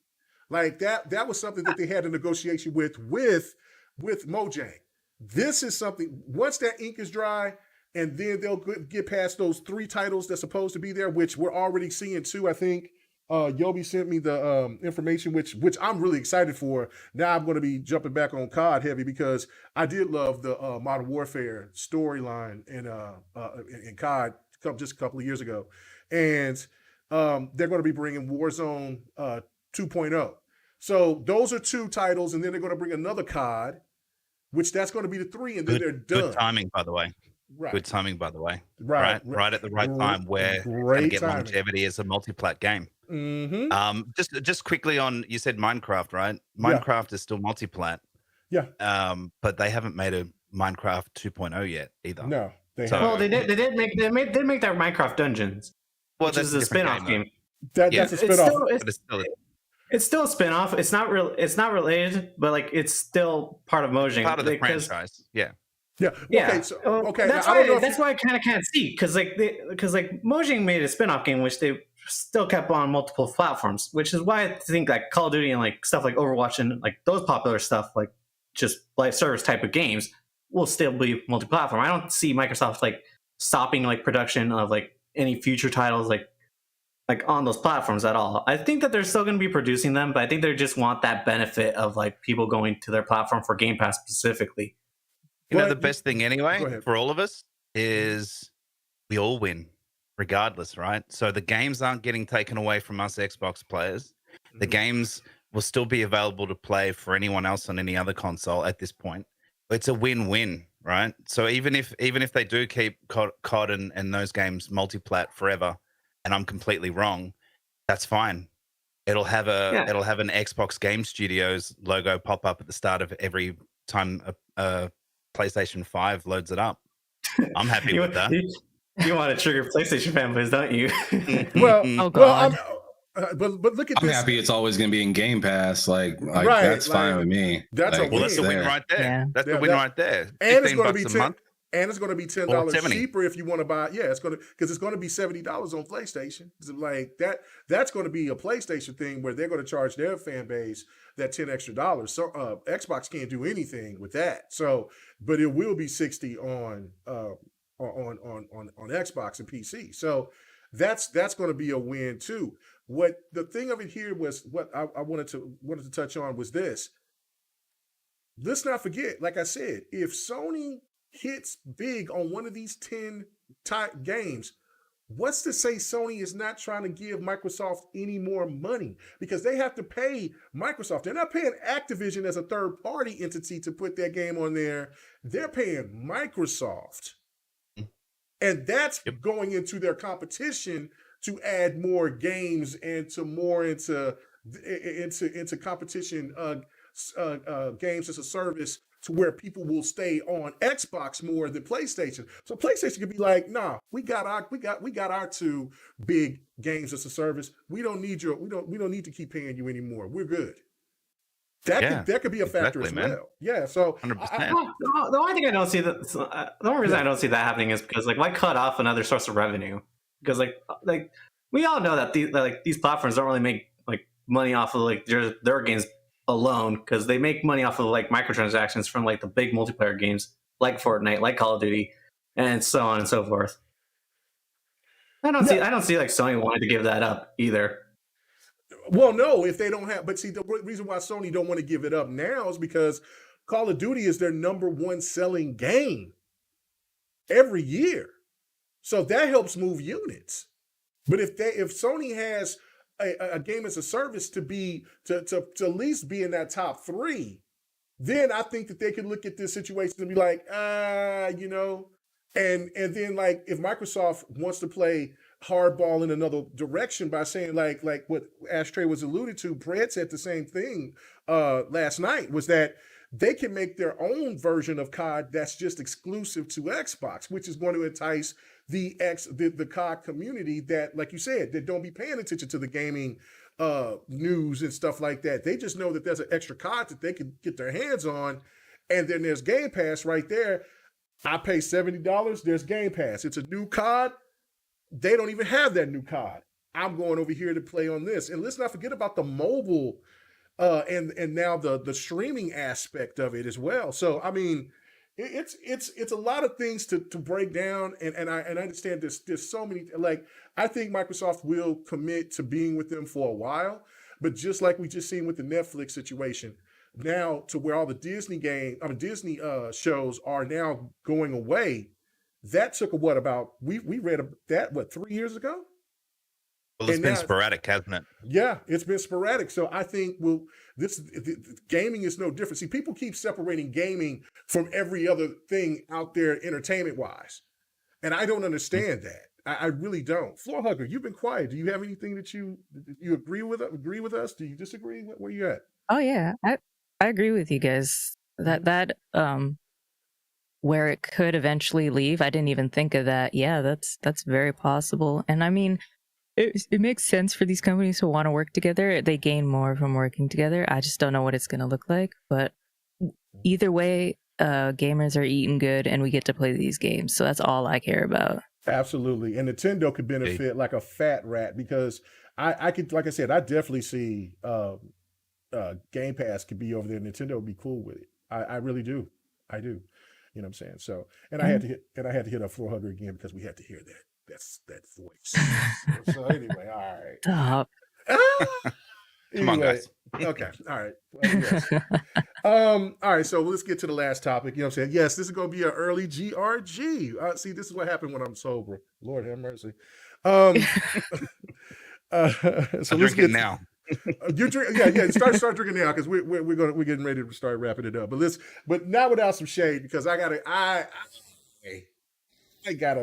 boy, I can't wait to talk some shit. Platinum Games president, and I'm not going to try to say his name. You know what I'm saying? Kamiya, I think that's how you say his last name. Hideki Kamiya. Thank you. Because if Bloody was here, Bloody would know how to say his name properly. Hideki Kamiya. Good. I like that name. It sounds awesome. Oh, it does. It sounds powerful. You know what I'm saying? But even though he calls people cockroaches, but regardless, okay. So, he wants to work on Scalebound again. All right. So the question is, and for people in the chat, please let me know too. Let's say that you're Phil Spencer, and and this man comes to you, or you've just seen how he's been kind of paraded. They had reefs, and they were saying, "We're sorry, Microsoft." We've seen all this other stuff right here. If you was Phil Spencer, people in the chat, please let us know. But let's go to you on this with Cali Rex first. If you Phil, would you go ahead and let Platinum Games work on Scalebound again? Honestly, I would, because they've been producing a lot of good games. I believe it was Astral Chain for Nintendo. That game was Yes. pretty good. Nier Automata was good, and and there's other games that they have in production that they've shown off a little bit that look good too. Just, don't know if they're going to be good when they release yet, though, because again, we've just seen a little bit of what they have to offer, and they are. I won't deny they are a little bit of a mixed bag too with some of their content, like their licensed games like Ninja Turtles, Avatar. They are kind of a mixed bag, but they've grown a lot recently in terms of like how they make their games, and I think have stepped up a lot. And I would like to see Scalebound at least become a thing again, especially with their talent now. Because I'll be honest, like they are one of my favorite companies in terms of just like how they make their games. Their games are always just fun as hell to play. Okay, all right. So if you was Phil, you would be like, all right, let's sign the check. Let's go ahead and let's do it. Let's reunite and make it feel so good. All right, so let's go to Reunited. And let's not forget that It feels so good. Hey, reunited and okay, all right. Yeah. What No, was you but- gonna say, Cal? I just want to say, like you know that Microsoft wants to work with some of the Japanese companies, and like Platinum Games is like one of the is up there as one of the most respected developers out there in Japan. So Respect. why not work with them? Did you say respect? Whoa. Yeah. Damn. That soundboard. Oh my God. Did you say respected? Oh, hell no. Okay, they're a Japanese company, but yeah, go ahead. They got a couple of bangers out there, but yeah, okay, respected is reaching, but okay, all right, okay. So Callie, if you was Phil sitting at the desk, you said you go ahead and let it happen. All right, good deal. All right, so let's go ahead and go to you, Ashtray Gaming. What would you do? What would you do if you was Phil Spencer and Kamiya, I think that's how you say his last name, came up to you and he was like, look, man, we got it. We know we made the mistake. We know we let you go through hell. We know that we sit there and we let we let the media, we let the fan base, we let everybody jump on your ass and blaming you and Microsoft because y'all have no games, diabetes gaming, all of that. But you know what? We're going to make it right for you this time. So what would you say, Mr. Phil Spencer? Get to stepping. Because you're not getting any of my money. No That's way. what I'm talking about. That's You what I'm stole talking about. money from me. You guys stole money from me. We gave you money up front so you guys could make this game. And then we had to stop it. We had to drop it. Now, also, don't forget, Xbox own the IP. They don't have to do shit. They say, you want to make it? Good luck, because we got the IP. We're going to get Ninja Theory to make it instead after they finish Senua's Saga. Oh no! Because they're good at what they do, and they made a little game that I liked called Enslaved Odyssey to the West. So they're more than capable. Such a good game. Oh yeah, they're more than capable of creating a game like that, if not better than that. So I'm good. I'm chilling over here. All right, see yourself out. Because how can you take someone back that's effed you over? Yeah, you can't. Not like that. And they did it at Microsoft's weakest point too. Mm-hmm. They didn't have the money to spare. They weren't getting money from the gaming division. They're on drip, right? And then these guys turn around and do this. So no, if I was Phil's going to be polite, nice about it, no doubt, but he'll say thanks, but no thanks. And just leave it at that. But he basically is saying that by being silent, but they're saying, please, Phil, please, we want to make this game. We'll do right. And you're hearing nothing. And that's all you need to know. It all says itself. Now, in saying all of that, you look at, go check out the video, go check out the trailer for that game. And it's janky. It looks to me like a 360 game. They would have to overhaul it to get to the expectations that I've got for current gen games. They really would. So it'd have to be built from the ground up anyway. They may as well use something like Unreal Engine 5 to do that. So it's as Tim says, it's a nothing burger, in my opinion. A nothing burger. All right. I like A that. nothing I like burger. that. A nothing Yeah. burger. All right. You know what I'm saying? I'm looking at the people in the chat. You know what I'm saying? AJ Felton's over here trying to be nice, Phil. He's like, the only other third person shooter that I enjoyed the hell out of outside of Gears of War was Vanquish, which was by Platinum. Just give it a try. No, again, just give them a try again. Listen, Vanquish was fire. Bayonetta is fire. Nier Automata's fire. Wonderful 101 is a fun little game. Even Besides Nier Automata, or however you say it, all those other games are old. They're old games. They're old This games. is now. Their prime come was in the PlayStation 3 360 era.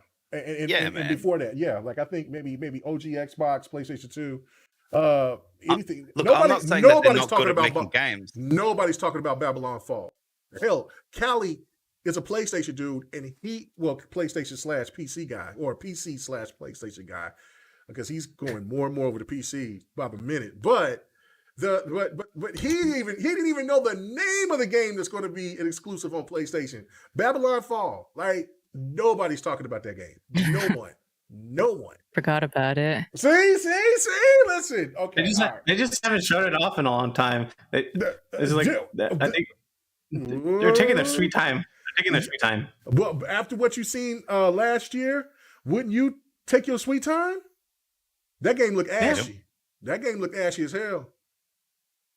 Had a cool. I thought it looked pretty. I thought it looked pretty decent. No, the combat looked dope, but no, it looked pretty ashy, man. I thought the visuals looked good. I didn't really have anything bad to say about the visuals. Sleepy Goblin said Callie is complicated. Yeah, he's in a complicated relationship now, man. You know what I'm saying? Oh man. All right, so I'm trying to keep my PlayStation cred, okay? No, you got to do it. Just like Dark Optimus, man. Dark Optimus was, you know what I'm saying? Look, he said he had to go step away. He's got work to do with things like that. You know what I'm saying? When he comes back, he's gonna be full PlayStation stand, man. He gonna be gone. So, and that's fine. He can come back and he can have his PlayStation draws on. It's all good. We'll welcome him back with open arms. But still, it's the thing listen, Platinum Games, that used to be a pinnacle, great studio everybody used to talk about. That was in the mix with the Insomniacs and Crytek's and blah blah. But you don't see nobody talking about Crytek no more. And you don't see nobody talking about Platinum Games anymore. Just saying. But okay, Ham Solo. Are you gonna be Nice Phil, or you gonna be Mr. Bad Phil? Which you gonna do? You gonna let these guys get a second chance? So I'm gonna be a generous Phil with a betrayal. All right. So I mean, I got my belt on, okay. but at the same time, I want to be generous because I'm thinking, Xbox likes being in the news for like popular things and being, the good guy and whatnot. Mm-hmm. I think it'd be really cool to see a kind of documentary of how this actually happened, and then how they actually, decided to make the game and actually make things happen. I think that would be really cool. I think that'd build a lot of excitement for that game again, which would be exciting. And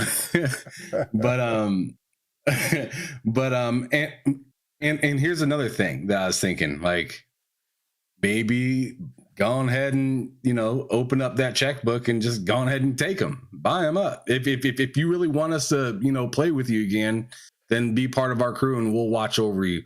We'll send Tango over there to keep a good eye on you for a while. Now you talking. Now, okay, now you talking. Now that's a little with the okay, after being nice. I like that. Yeah, you know what? I actually kind of like that idea with Ham Solo brought up there. Because if you don't know, Steve McConney actually did work at Platinum Games. He left to start up his own studio. He would have to be in charge, because obviously the guys have really bad management right now who's in charge of Platinum Games. Like dude at Tango Game Works is is about that business. And I might double dip with because just a side note, I'm gonna go left for a hot second. Ham Solo, remember I was talking about that game Supreme Warrior that was on Sega CD that I love so much, right? That Tokyo Ghostwire or that Ghostwire Tokyo game is exactly what I'm talking about. So if anybody goes to check out this game, it's a Sega CD game called Supreme Warrior, and how I loved it so much. When I see that with the hand movements and he's throwing up sets, that shit is hot. I just want to play that now. I want to play it now. Yes, I might get that on PlayStation quickly. Yeah, but if it comes on PC though, I'm gonna get that on PC. You know, that PC. Okay. Either way, I'm gonna get it. I think I'm gonna double dip because I want to play that now. But okay, back to the point because you really made a really great point right there. Yeah, but like I said, I just think it'd be really cool to be able to bring on Platinum and make that game and have a story with it and be able to say, hey, we started out a little rocky, but we ended up being good. And that would be a really good sign for other Japanese devs and publishers and whatnot that are thinking about Xbox. I don't know if I really want to work with them, but you know, they weren't so stone cold to Platinum, and they actually worked with them a little bit, and they got a great studio in Tango in there helping them build helping them build this game and giving the fans what they were looking forward to last generation and making it into a blockbuster, really good looking next gen game. That's a good point right there, man. Good point. That was an excellent It could work point. well. It could work very well for Xbox. I didn't think of that. Well done. Yeah, no, I talked about that on a next podcast last night, but I was wondering if somebody was going to hit on it, but you were absolutely that's the only way that I can see it. But you threw me off, Ham Solo. You threw me off because you was coming out. Man, you hit betrayal. You hit every button, bro. Because you was coming, bro. You was hitting. You was on a tenderoni stage. Like I was over here. Like, what is this? What are you doing? Like you being soft. It's footing. How you gonna? Yeah, see. Yeah, but I hit you just like Phil Spencer be hitting you. You think I'm soft and stuff, and then you're like, wait a second, that plan is actually pretty fire. Right. And then next thing you know, you're. God. Yeah, so like you're right. Another one. Mr. Matt. He said, shout out to the GRG podcast and the esteemed panel. Salute to you, man. Thank you guys. Really do appreciate That's what's up. That is beautiful. That is beautiful. But yeah, okay. So let's go to the person with the smoothest voice in gaming right now. You know what I'm saying? Let's Floor Hugger, what do you think? Well, that's definitely not me, but Giggity. Go ahead, keep talking. I'll stop. Okay. Soundboard going too far. Oh my god. You know what? Knuckles said it best last on Wednesday. I think this game has been around too long that no matter, it has so much hype around it for so long that when it comes out, it's never going to meet your expectations. Ever. And I don't know if that's a good thing or a bad thing. That is well said. That's a really good point. Because he's like, it could either go like a Dark Sector, which Dark Sector then turned into Warframe, or it could go a Duke Nukem Forever. So, I think. No, right? I don't think it can go that bad. Well, now, if the game that they were talking about, because listen, at that E3, they had it blocked off. You couldn't see it, right? And so I was wondering what was going on, whatever. But then there was a few select people that went and seen it. Well, back and then saying Randar Thor hit me up. We was in the chat and everything, and then he was like, "Meg, I think they're going to cancel it." And I'm like, "Don't tell me that," because now I know this is going to be bad. Somebody's going to record this clip and use it against me. But I was almost in tears though, because I was anticipating this game so bad. It just looked like this is it. This was it for me. Dragons, got DMZ looking characters. You got guns, multiplayer, bro. My dragon's going to be fire, bro. Like I'm going to be acting full on that game. And then when he said, I said, man, don't say that, man. He was like, yeah, man, no, it's bad. He said the reason why they didn't show it at E3 is because the game wasn't working. And so basically he was just saying that the game, that the damn dragon was doing the hammer dance because it was broken that bad. So Yeah. There's no reason why they can't rename it. No, you that's what I gotta was keep just it thinking. Really? Call You it want to Dragon No, you Rider can or at this something. point. Really? Why not? Why not? Scalebound has such a legacy behind it that No, it It's okay. tainted. could Though. make a name change. I do think that they can actually change it. I mean, like you brought up a Dark Sector. They originally Dark Sector was supposed to be what Warframe is, but that didn't end up happening. So they just rebounded and turned and just like they did Warframe. They didn't keep the Dark Sector name. They just named it something else. They can totally do it. Well, I got a question for you then, Floor Hugger. I got a question for you. Then.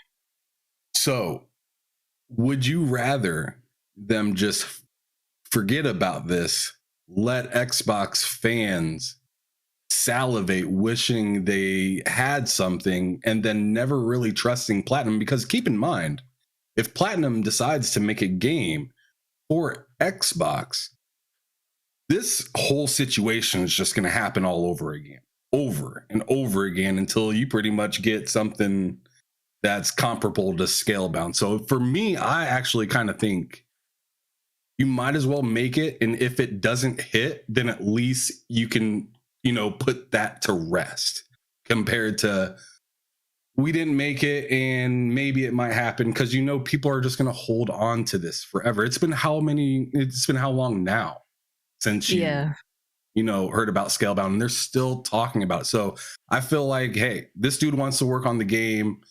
I feel like we can make a buck from the advertising and marketing, and I feel like we can actually send some people over to be able to overlook this thing. We might as well make money off of the hype now and put it out there instead of it always being just kind of a sad story. We don't really trust those guys. I mean, kind of situation. Yeah, they could definitely do that. Is it morally right? Maybe not, but hell yeah, they could definitely do that if they really want to.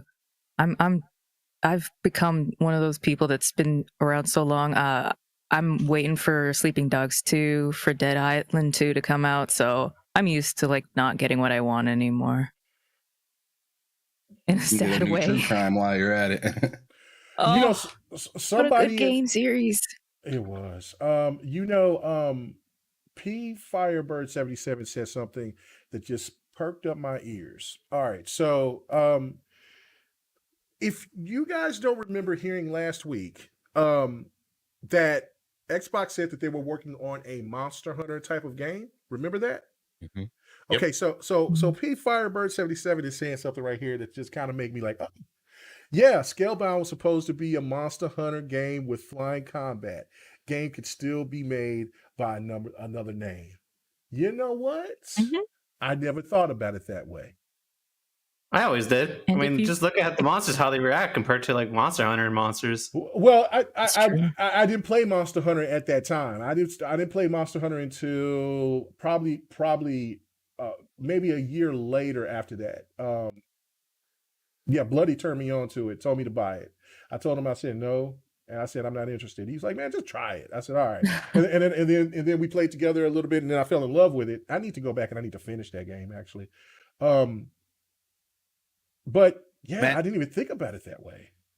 Matt, how about this, right? They call it something like Dragon Riders, a Scalebound saga or something. Oh, right? Man, you still got Scalebound in the title.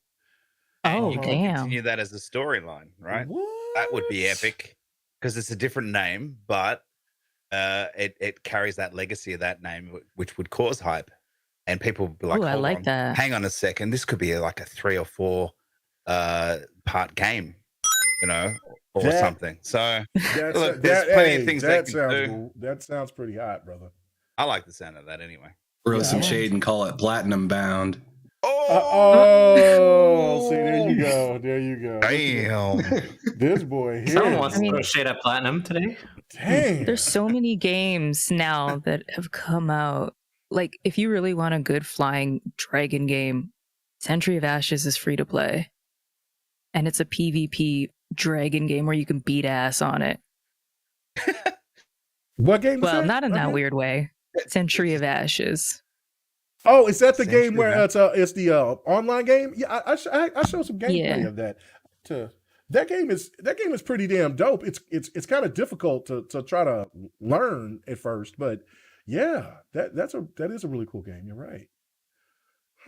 I think Big Daddy Phil will be like, hey, rename it, but you can make something, but it's got to be from the ground up now. You can't have what you had before. I like but I do like Ham Solo's thought process behind it, like just to acquire, just to see if you acquire them. Because look, the only reason to me why they are coming at Microsoft like they are is because Microsoft is over there opening up the wallet. They flexing. They just spent $7 billion. Yeah, so like they're like, shit. You see what that dude just did? You see what they did? 70, bro. You better hit. God dang. Bro, you better hit him up. You better hit him up and sit there and sweet talk him. See what you can tell. But I do like the fact of what Ham Solo was saying with the acquirement, because to me, Remedy, Crytek, Insomniac, and I can't think of the studio. I always forget that studio that worked on Crackdown 3. Sumo Digital. Sumo Digital. Don't PlayStation own them now? No, Tencent or Embers Group got no, Tencent. Yeah. Tencent I knew someone bought them recently. Yeah. Those studios are the reason why Microsoft was like, you know what, hell with it. No more middleman. No more second, third party garbage, because we're getting screwed left and right. You know what I'm saying? You know, we made Rise. People want another Rise. Crytek is over here playing Ignis. You know what I'm saying? The Sunset Overdrive 2. I don't think Crytek wants to do that, to be honest. I think they want to do another Crisis. Well, dude, actually, there's been recent news to say that they're going to potentially do a Rise 2. Yeah, I actually seen that heard too. something about that, actually. Yeah, I heard that. I think they should just week. don't do this timed button bullshit. Yeah, so I mean, trash. Oh no! What? No, that was great. That was. I hate awesome. that timed button crap. Oh man, yeah. Do what you got to do. I can't do stand the time that. button. You don't like the time? I like the time button thing. Freestyle, man. I like freestyle. Do a little bit of what you do with with God of War, because that's God of War made every that now fun. and then though.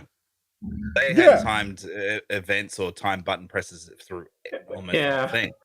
Yeah, no, I got what you're saying. Like not as frequent like it was. Yeah, but no, I love because you can get more of a cinematic battle when you could do the button sequence thing. You know what I'm saying? That's something that I always enjoyed about it. But do it sparingly, Yeah.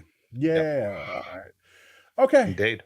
Yeah, that was okay. Great discussion, guys. This was really, really, really fun. And like I said, next topic.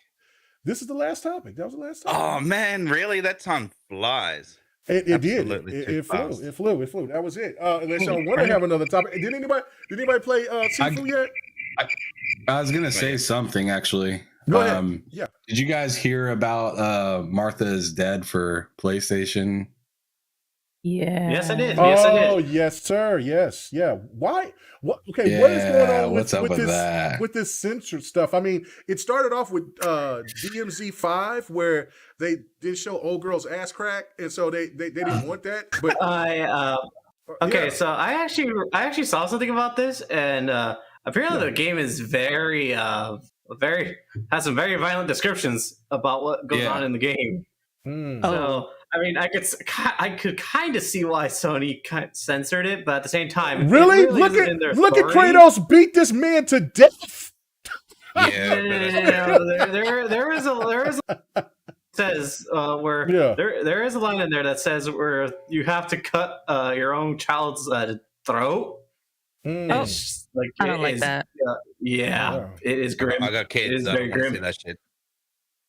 It is but very grim. like. Okay. Yeah, but to me, it's just like, you know, even if that's in the game, that's that game. No one's begging you to spend $60, $70 for it. Like, you know that, and that's the way I felt about No Russian in Call of Duty 2, Modern Warfare 2. Yes. Remember, you had to elect whether you wanted to go through that experience or if you wanted to pass because it was so, intense. You're mowing down people in a airport. Airport scene, yeah. Mm-hmm. Yeah, so I don't like that. I hate it when you're starting to censor a game because you're telling people how they need to consume stuff, what it should look like.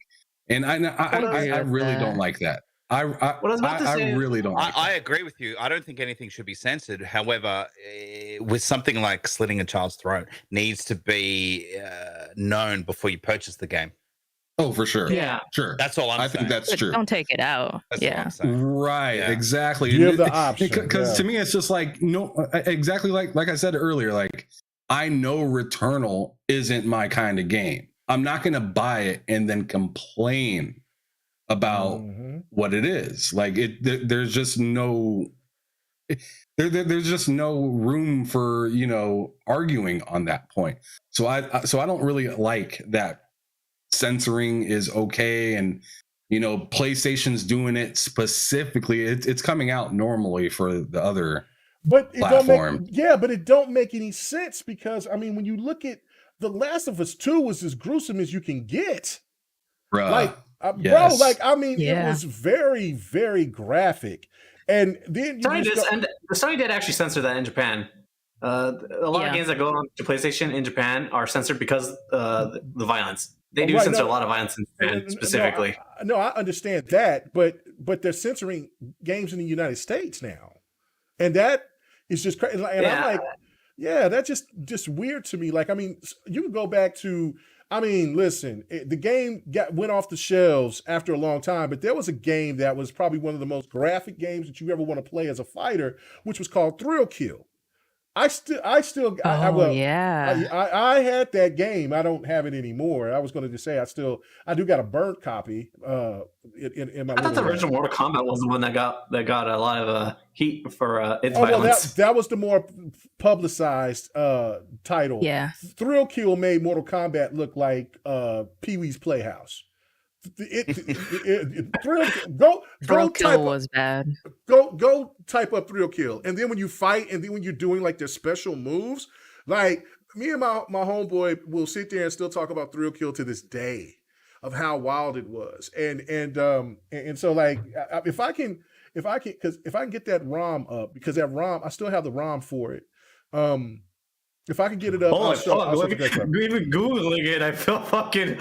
Trying to clean my fucking history. Bro. They had one of the special moves was this nurse, and she had like this steel prod, and she would like stick you from the back end.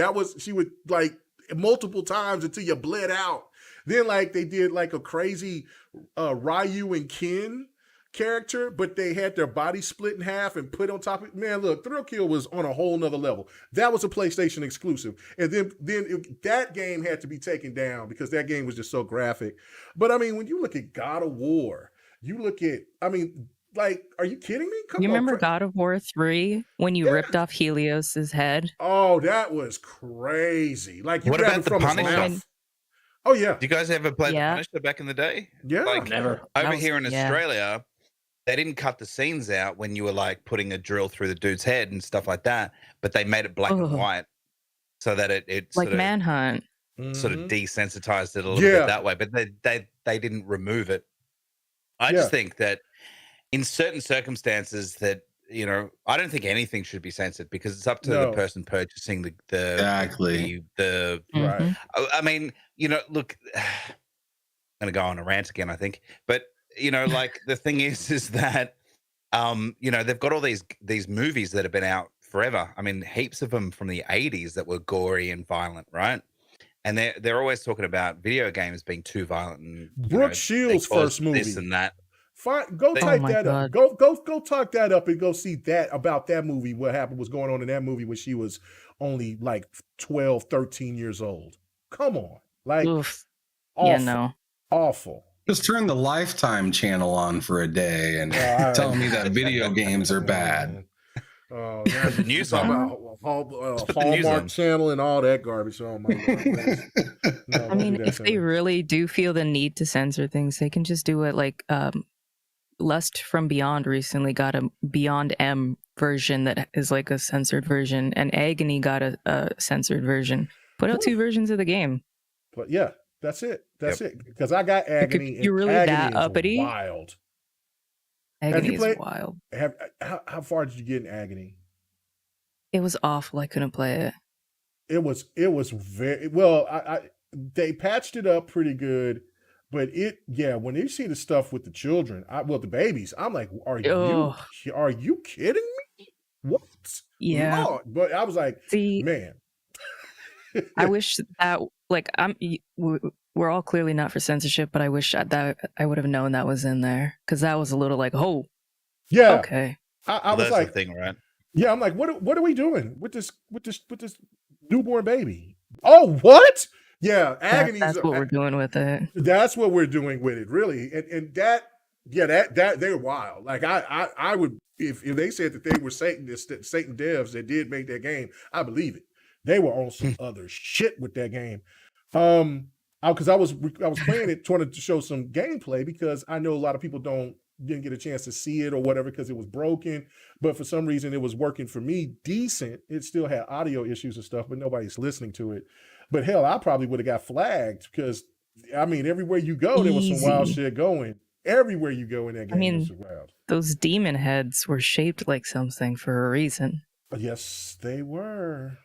And then the ladies out there just just so much. Anyway, okay, all right. But there's been plenty of games out there that's, I don't know. Manhunt comes to mind as well.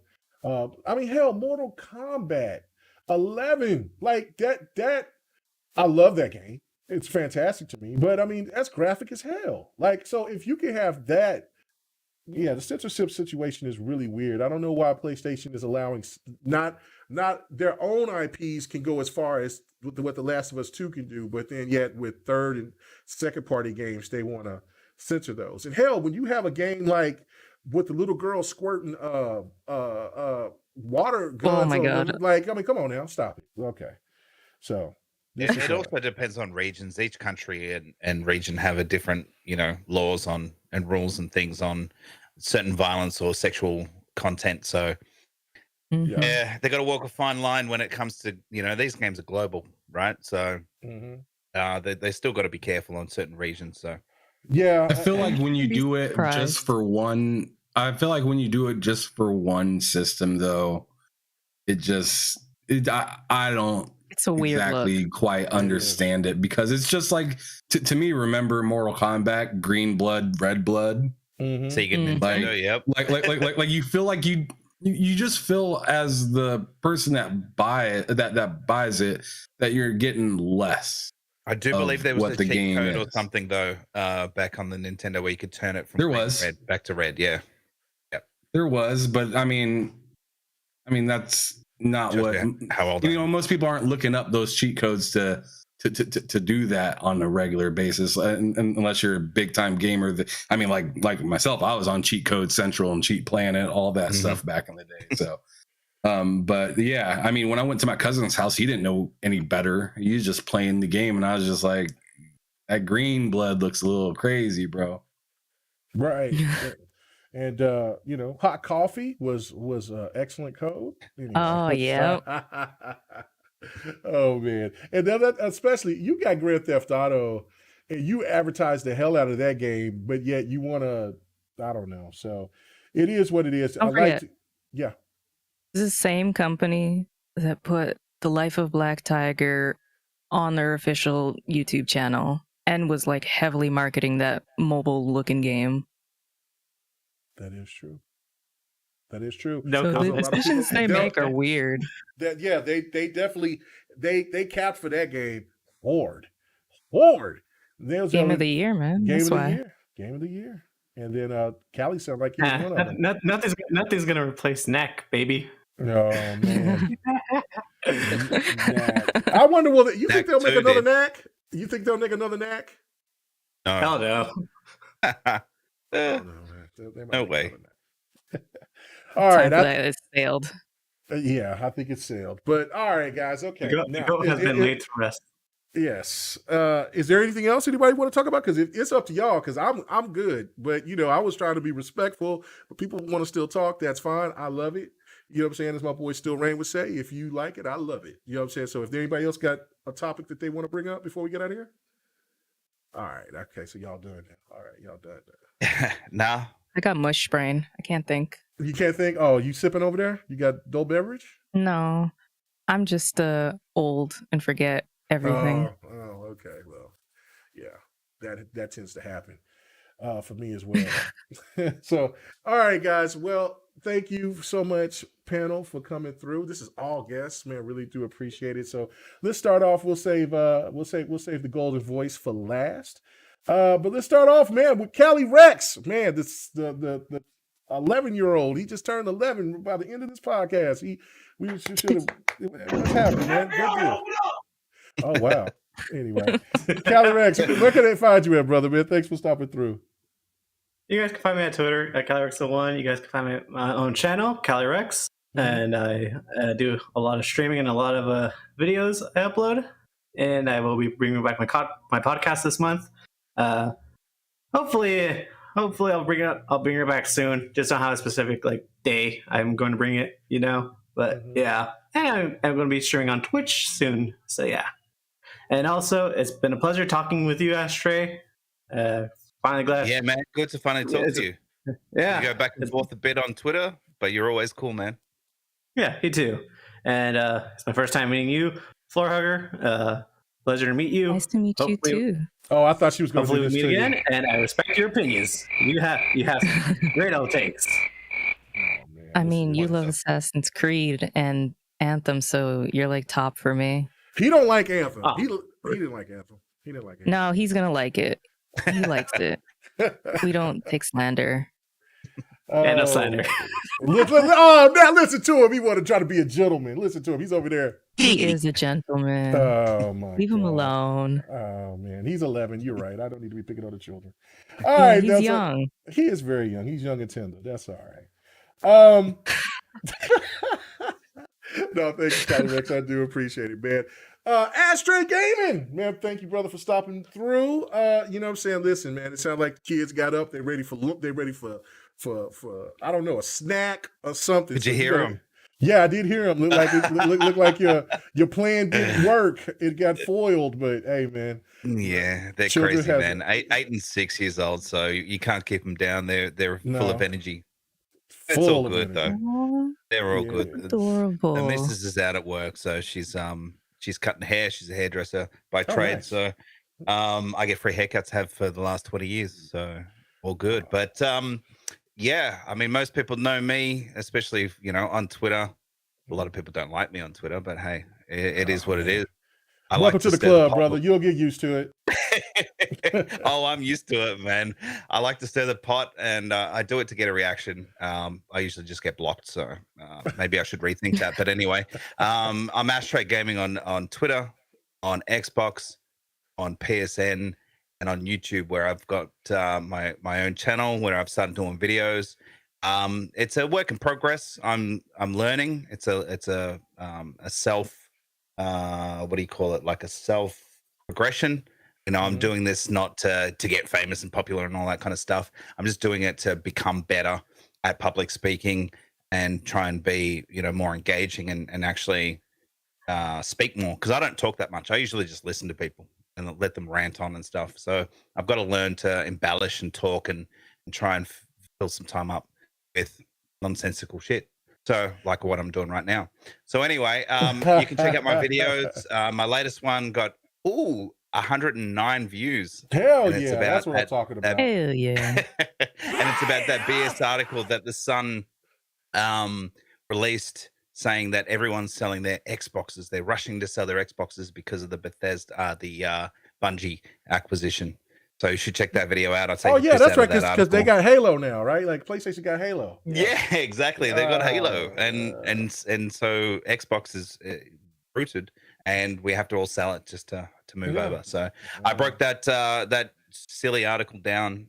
Check that out if you want to. Subscribe if you want to. And what else? That's about it. Oh, no. Before I forget, I'm on a podcast as well every Saturday morning. So this morning I was on a podcast, which is like mid-afternoon in the US Eastern time, and it's nighttime in the UK.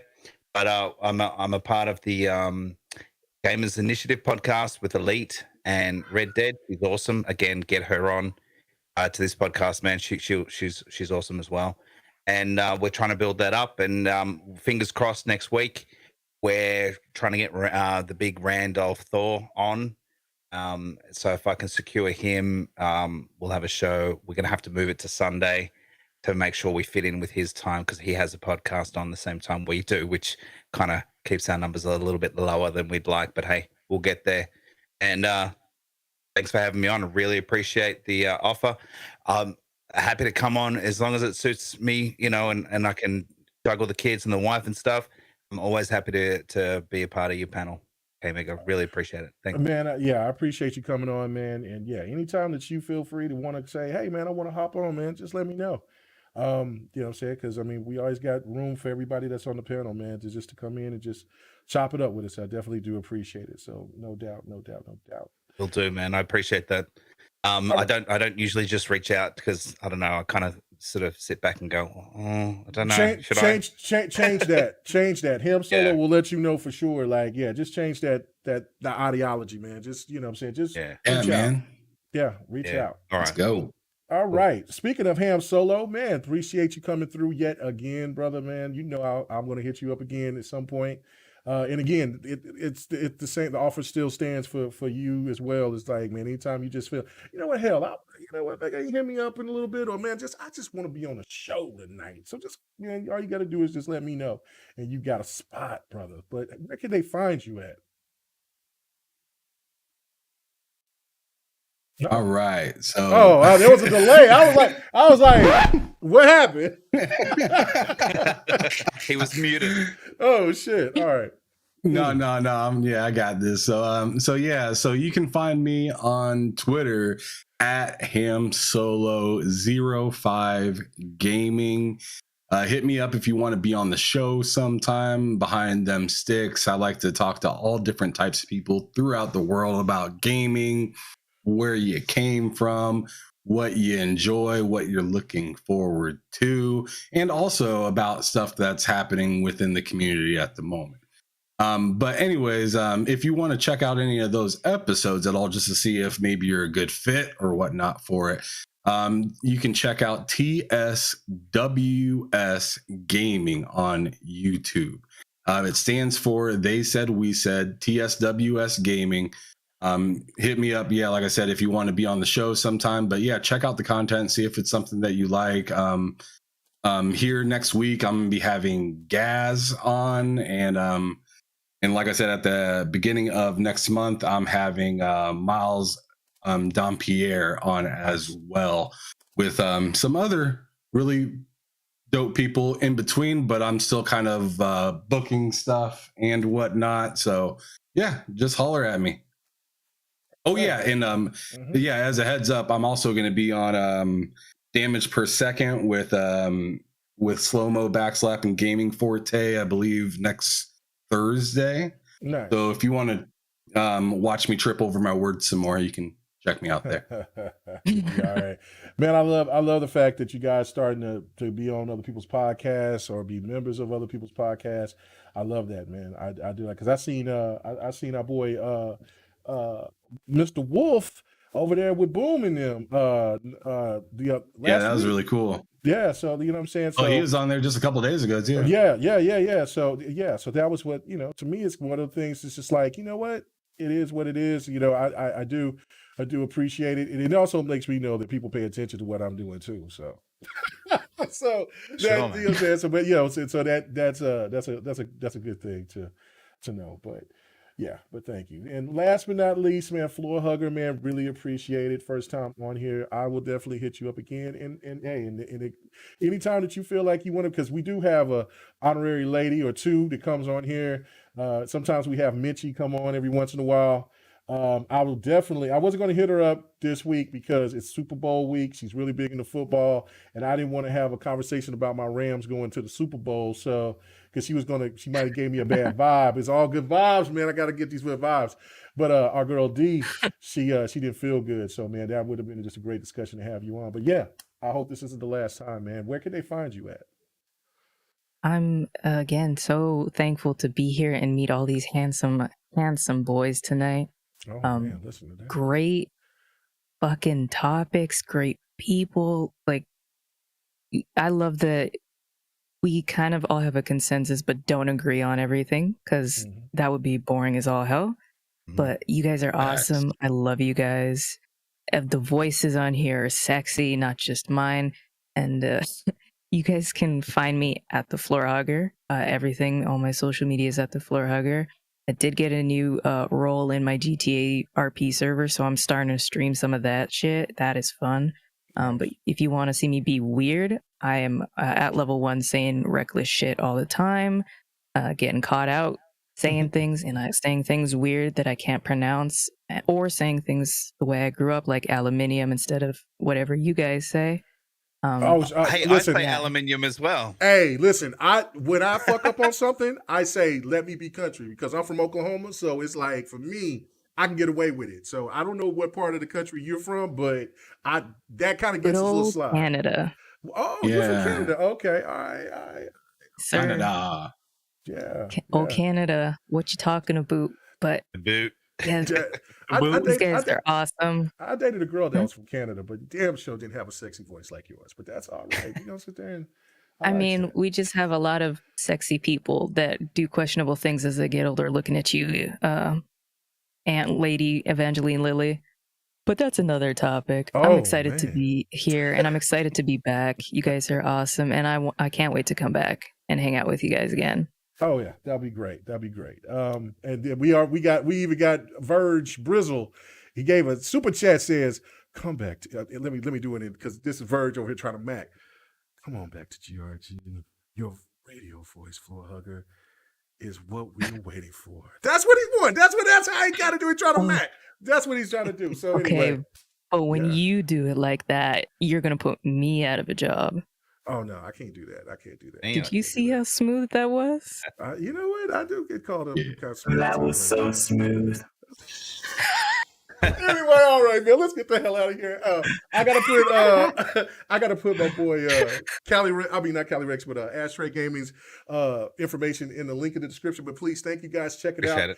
I hope you guys, if you came in late and just wanted to know why the hell I was white girl wasted last week, please come back and listen to.